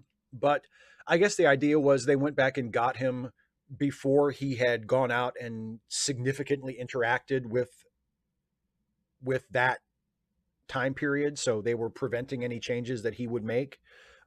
So I think that was the idea behind that. That would have been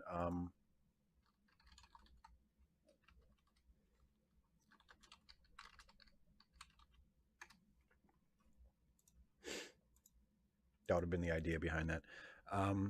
Dana, what is a doom loom? Refresh my memory on what a doom loom is. A super chat from John Burns says, get the match in the ring. Ciao, Vince McMahon. Yeah, I don't know all the details about that. I just saw people talking about it on Twitter a few hours before I started the stream. So I don't know what, I'll put it this way. I don't know what the excuse is for Vince to retire. I think we all know what the real reason is. And it probably isn't completely his choice, but I haven't heard what the supposed reason is. I saw someone a little further up had something. Robert Mills says, yes, about Vince. Speaking of wrestling, Vince is finally retiring. Thoughts? Do you think the board will not just quit investigating his problematic behavior? I mean, if he's lucky, all he has to worry about is the board investigating him. If he actually did something illegal that the authorities can be involved with, then Oh, okay, Dana. I never saw that movie.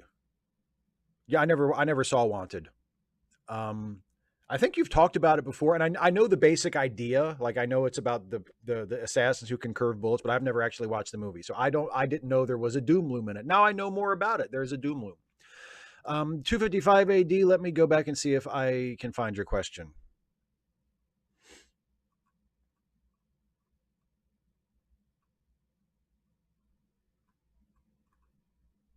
I'm not seeing anything. So if you want to post it in there again, and maybe I'll see it again. Um, but I didn't see it. I'm not sure why it's not showing up on screen. That was happening to you before, wasn't it? I'm not sure what the deal is with that. CMAC says, I have to admit, I haven't decided whose anguished late seating rage is more satisfying, yours or Jason's. Jason's in the Forrest Gump review was fun because I think he expected me to agree with him. And honestly, before I watched Forrest Gump that last time, before I watched it in prep for that show, I expected to agree with him too. But then I watched Forrest Gump that time, and I liked it better than I had liked it before, and I think that caught him by surprise, which made it even more delicious. Ooh.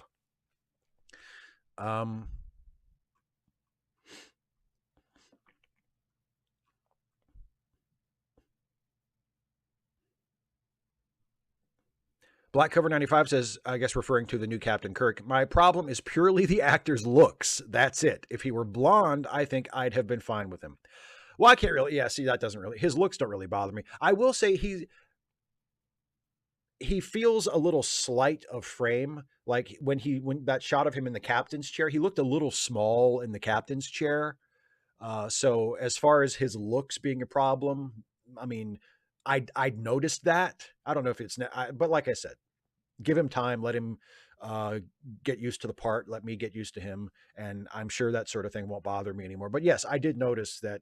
No, I don't care about his hair color. I think facially he's fine. I think he's more or less a Kirk type in terms of physically, but he just seems a little thin, a little slight, especially when he's in the chair.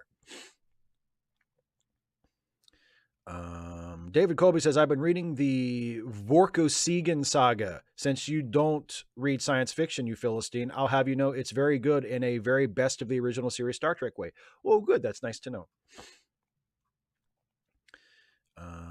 Paul O'Kelly says, deepest condolences on the loss of your cat. We lost one of ours this week too. However, we could take a moment to say rescue and don't buy your pet if possible. Well, I would agree with that. Yes, absolutely. If you're looking to adopt a new pet, definitely go to the Humane Society or whatever your local animal shelter is first, for sure.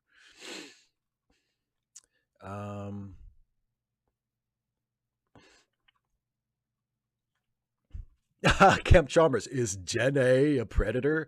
No, I don't really view her that way. No.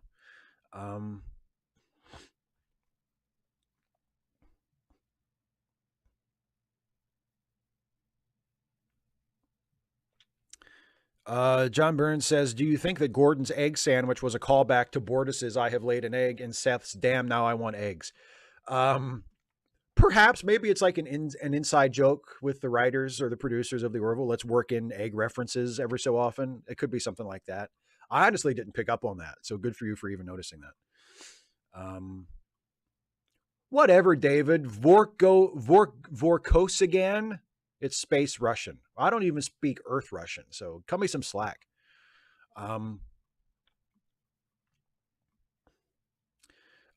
Zaza Ranger 5 says, do you think they'll do a TOS reboot after Stranger? No, I don't think so. I don't.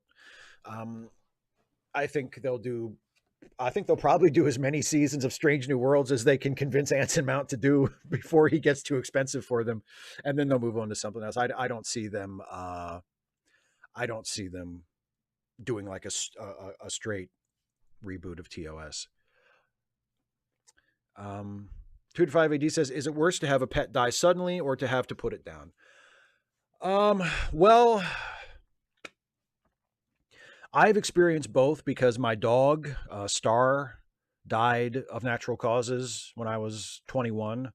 And so, she didn't have to be put down. And then Audi just was euthanized. So, I mean, there are things to prefer about either one, I guess. I mean, if the pet dies of natural causes, then, you know, you can say, well, they went naturally, they went peacefully, you know, they went on their own terms. You could be sure that their life was over. Um, but if you have to have a pet put down, I mean, at least you have the chance to say goodbye, you know. And as horrible as it was, and it was an experience I would never wish on anyone. And I know a lot of people have been through it because it happens a lot with pets. But um, as horrible and awful and wrenching as it was, I'm glad that I was there to get to say goodbye to her. And I didn't get the chance to do that with my dog. So, just from a purely selfish perspective, as the human attached to the pet, um, you know, there's a difference. But I mean, you've still lost a beloved part of your family no matter what. So I don't really think it makes a huge difference one way or the other to me. But there are, I guess, pros and cons. Super chat from Nick Jeffrey, thank you very much, says, I was listening to Cyndi Lauper's Sally's Pigeons the other day. Always hit me in the feels, but hits harder since Roe versus Wade was nixed. Yeah, I think a lot of things do that, don't they? I retracted my pinned message instead of unpinning it, and now it won't let me unpin it. Oh, well, fuck it. Yeah, Dana, exactly. It sucks no matter what. Oh, okay. And also, Dana, speaking of cars, no love for Herbie. No,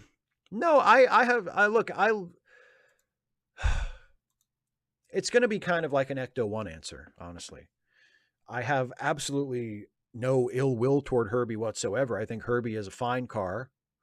And I think Dean Jones was a fine actor. But would I rank Herbie in the same echelon as the Batmobile or Kit or Magnum's Ferrari? I don't think I would. For me personally. I mean, if you're, and I know you like Herbie, we talked about the Herbie movies on the phone a little while ago. You're a Herbie fan, and I think that's great. And I remember for some reason I always associate Herbie movies with elementary school, because I remember when I was in elementary school, we would have toward the end of the year when it was almost summer break, and you know, everybody was just kind of done and you're just running out the clock. We would have these big assemblies in the cafeteria where the entire student body of my elementary school, which, as you might imagine, was not that big, but they would set out chairs in the cafeteria, and we would all sit there and have a big school-wide assembly, and they'd bring down the big movie screen from the ceiling, and we would watch a movie. And we watched at least a few of the Herbie movies. Like it was usually like a 1960s Disney movie, like a live action Disney movie, because I guess they figured those were safe for elementary school kids to watch. And a lot of times it was a Herbie movie. So I associate Herbie movies with that. So I certainly have no ill will toward Herbie movies or toward the love bug himself, certainly. But for me personally, I'm more of a Batmobile, Kit, Magnum's Ferrari guy.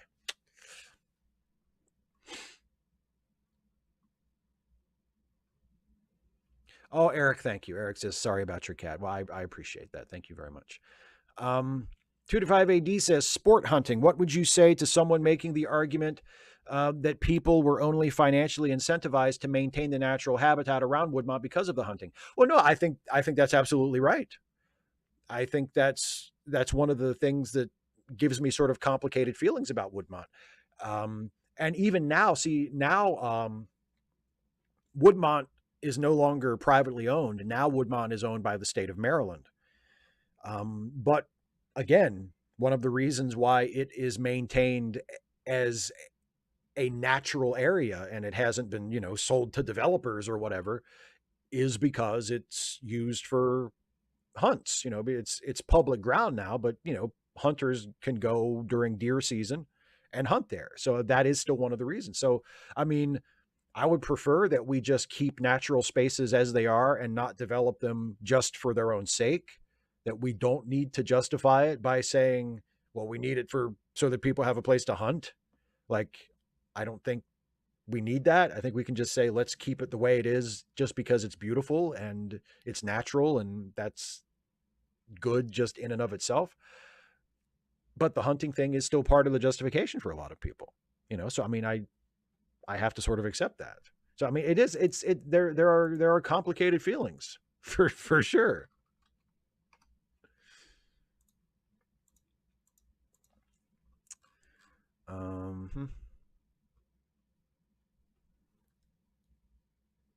Oh, Dana, that is a good point.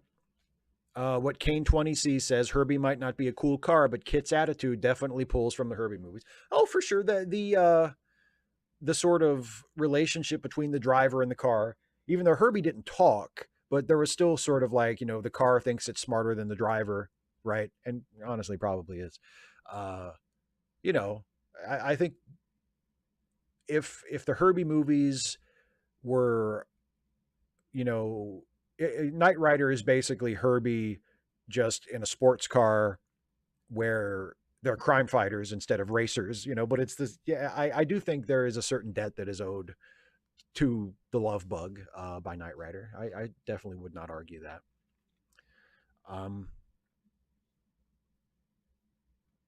225 AD says, with regard to the Gorn, why can't you just say they look drastically different in their different life stages? A lot of real organisms are like that. Well, sure, I guess you could say that. That is, if it matters to you to try and reconcile the differences, then that is one way to do it. And I don't have a problem with somebody doing that. I just don't see any reason to do that because the discontinuity doesn't bother me. So,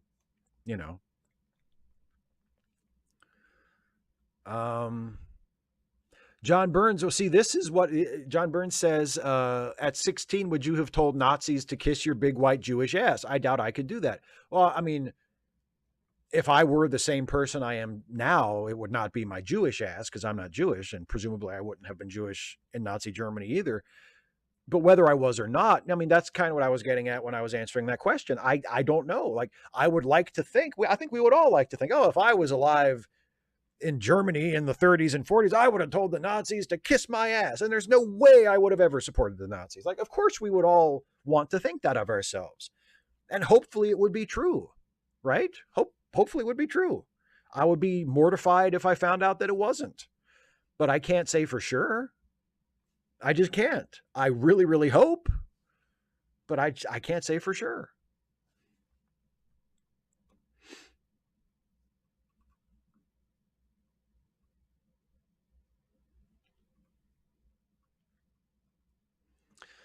Black Cover 95 says, if Stuffy is so courageous, where's his medal? Well, he auctioned it off and then he donated the proceeds to charity. So, 225 AD says, how broken would U.S. democracy have to get before you'd stop telling people to vote? Like, would you tell people to vote if the U.S. was like Russia and the elections were outright rigged? No. I mean, if the elections were a complete fraud and they were just there to prop up an authoritarian regime, then yeah, in that case, it's not democracy. In that case, it's a dictatorship masquerading as democracy. But as long as we have an actual functioning democracy, albeit a seriously threatened and hobbled one, I'm going to tell people to vote, in every election that they can possibly vote in.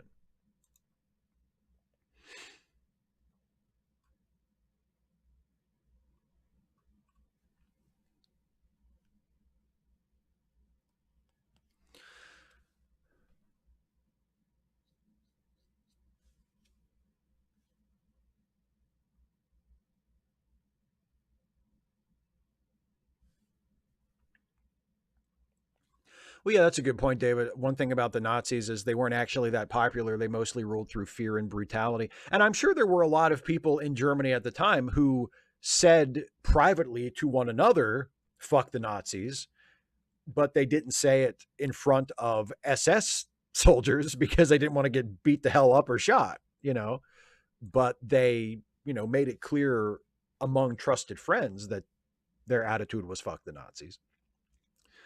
285 AD says, is it okay to consume art by a bad person if you can do it without paying them? Like, I got my Harry Potter DVDs before Rowling was shitty and she gets no money from me rewatching them. Look, I don't think you need to justify it. I mean, I'm in the same boat. I have DVDs of all the Harry Potter movies too. I don't think I've watched any of them for a long time, but yeah, I'm in the same boat where I can watch those movies without having to feel guilty for putting money in J.K. Rowling's pocket because I already did that. And I can tell myself, well, I did it before I knew what a piece of shit she was, you know? Um, so I know, I mean, and like I said, when I answered that question earlier on, I think it's a personal thing and I think it's up to you. And if you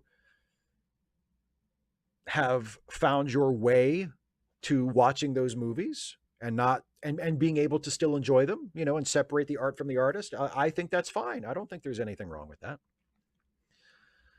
Um,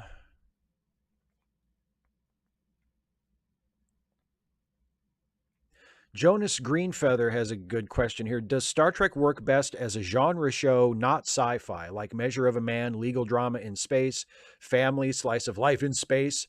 Marvel movies really grew when they moved to genre movies with superheroes. Well, I think, yeah, I don't know if I would say it works best, but I think that's always been part of what Star Trek is and part of the reason why it works, which is that um, it has never been just a pure sci-fi show.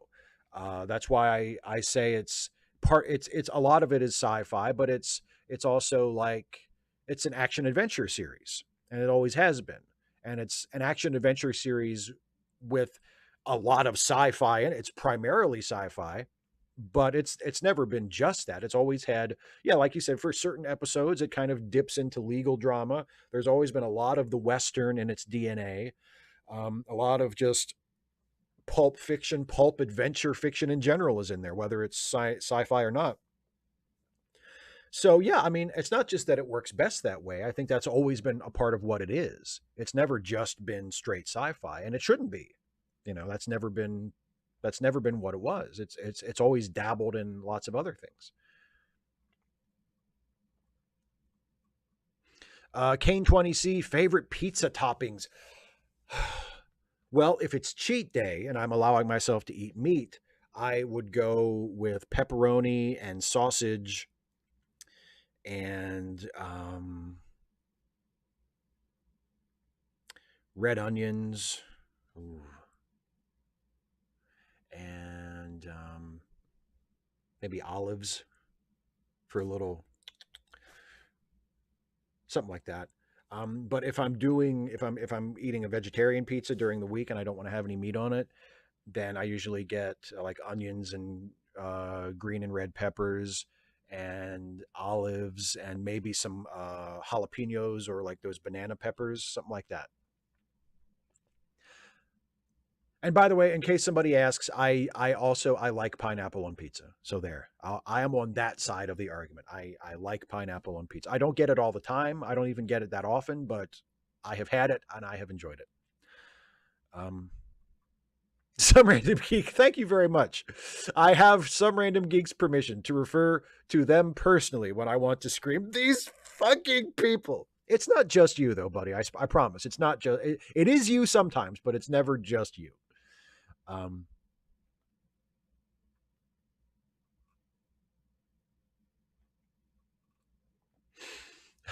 John Burns, Star Trek works via airplane style. Uh, it might.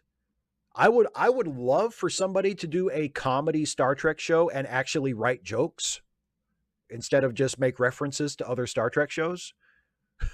Like I would love if they would actually take the time to actually write comedy gags instead of just going, remember that. Look, they're wearing the same thing that they wore on the other show. Because all of the bits of Lower Decks so far that I have really liked have been when they took the trouble to actually write a joke or construct a gag instead of just point at something and go, remember that from TNG? Remember that from Voyager? Ah, we both watched the same thing and now there it is. Ah, like when they actually write jokes, sometimes it is funny. They just don't do it nearly as often as they should. Um,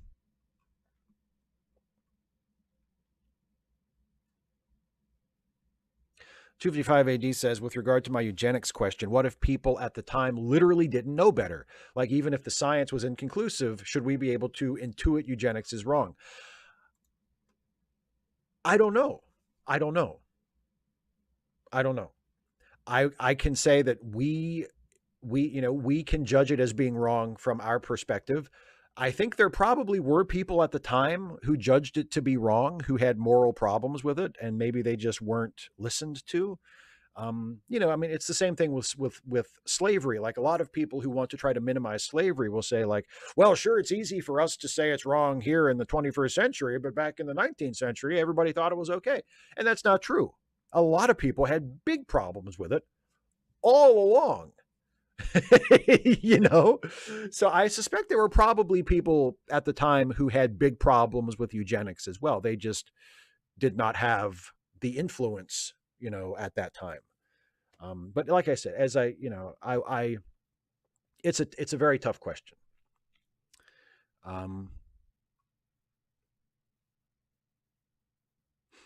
David, it does have some good jokes. It does have some good jokes. I can mention a couple of jokes from Lower Decks that I think are very well constructed. Actually, I still think one of the best episodes of the entire series is the pilot. I think the first episode is still one of the best episodes they've done yet. And they have a running gag in that one where Rutherford is going on a blind date, and the crisis on the ship is happening all around him in the background, and he is trying his best to ignore it so he can go on with his date. And I think that is hilarious. And if the show was that a lot more often, and it was Easter egg, Easter egg, Easter egg, reference, reference, reference a lot less often, I would like the show a lot more.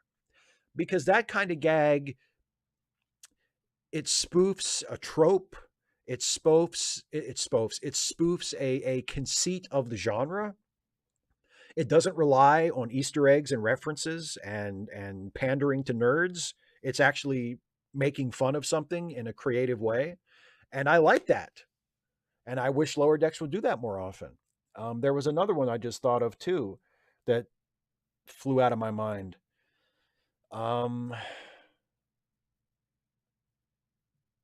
I can't think of it, but that running gag in the pilot I thought was very good. And there have been other jokes like that on Lower Decks. Just I wish that was the show.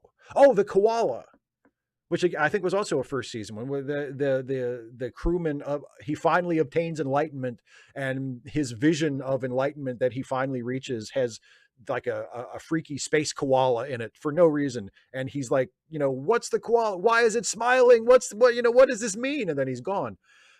I love the absurdism of that. I love the weirdness of that. I love how abrupt it was. I thought that was great. Again, I wish the show did that kind of thing more often instead of falling back on lazy references to other Star Trek shit and pretending that those are jokes when they're not.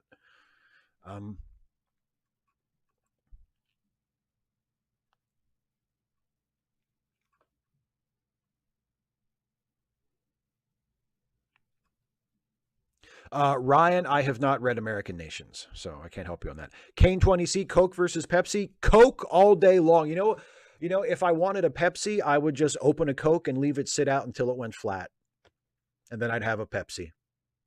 Although, keep in mind, I say that I did have a Coke earlier. I had a Coke Zero with dinner earlier. Now I am drinking an A&W root beer, which I'm also a big fan of.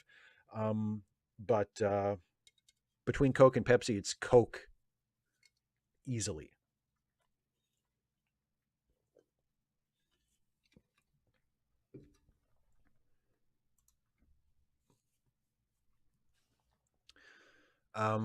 David Colby says, I think you're remembering the references more than the actual jokes in the second season because it has a ton of really good constructed jokes. Well, I missed them when I watched it in the second season. I must have missed most of them because I didn't see that many really well constructed jokes, and certainly not well constructed jokes that made me laugh. Because I think I may have actually laughed out loud maybe once or twice that entire season. And that was a problem I had with the show in the first season as well, that even when it did do something that I thought was kind of clever, it almost never makes me laugh. It sometimes makes me smile or make me go, "Oh yeah, that was clever." It almost never makes me laugh. And that's kind of a problem for me with a comedy. Like I want a comedy to make me laugh. I don't know. It's just me. Uh Black Cover 95 says maybe you should remake your Is Star Trek progressive? Why do conservatives like Star Trek video, but including David Colby's concerns about Strange New Worlds as fascist propaganda? I guess, but I don't really share that view. Like I don't think it is fascist propaganda. I don't think Strange New Worlds is doing fascist propaganda. Um and Ryan, no, I have not been to Beans in the Belfry in Brunswick. Sorry. That's you. Strike two. Geek, I haven't had RC Cola and I don't even know how long. I will say this, I prefer RC Cola to Pepsi. That's easy. I prefer RC Cola to Pepsi. But Coke is where it's at. Like if you want a cola, Coke is it. I mean, even after they took out the cocaine, it was still good. Come on.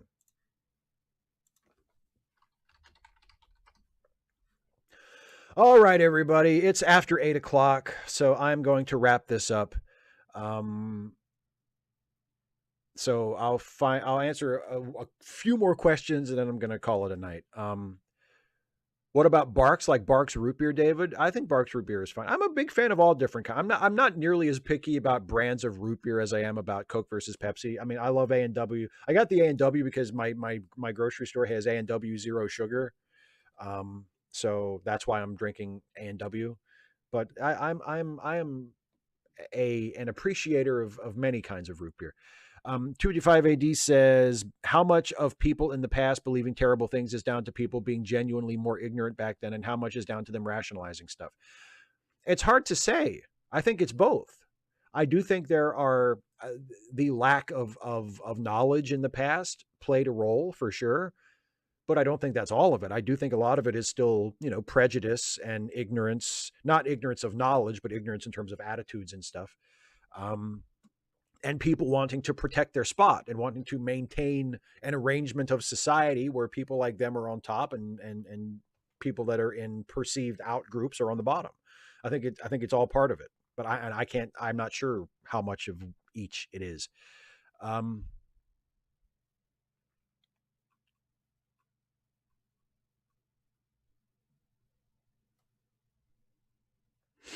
Black Cover 95 says, you don't think it's teaching fascism, but right wingers would glom onto Star Trek thinking it was agreeing with their values. Well, yeah, but right wingers do that to Star Trek anyway. Right wingers did that to Star Trek before the current generation did.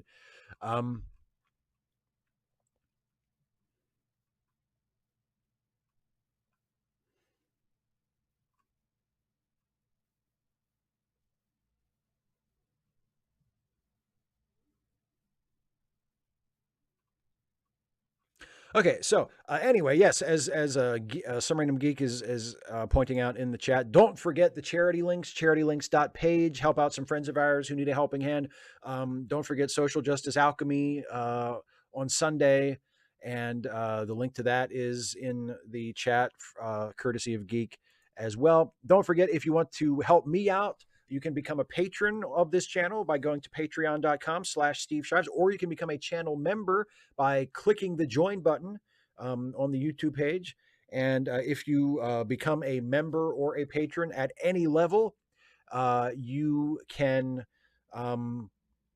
submit questions early ahead of time for these Ask Away live streams. And I always answer pre-submitted questions from patrons and members first thing. So that's one of the benefits you get from that. And you get to sleep well at night knowing that you're helping me continue to make YouTube videos and knowing that you have my undying gratitude and appreciation.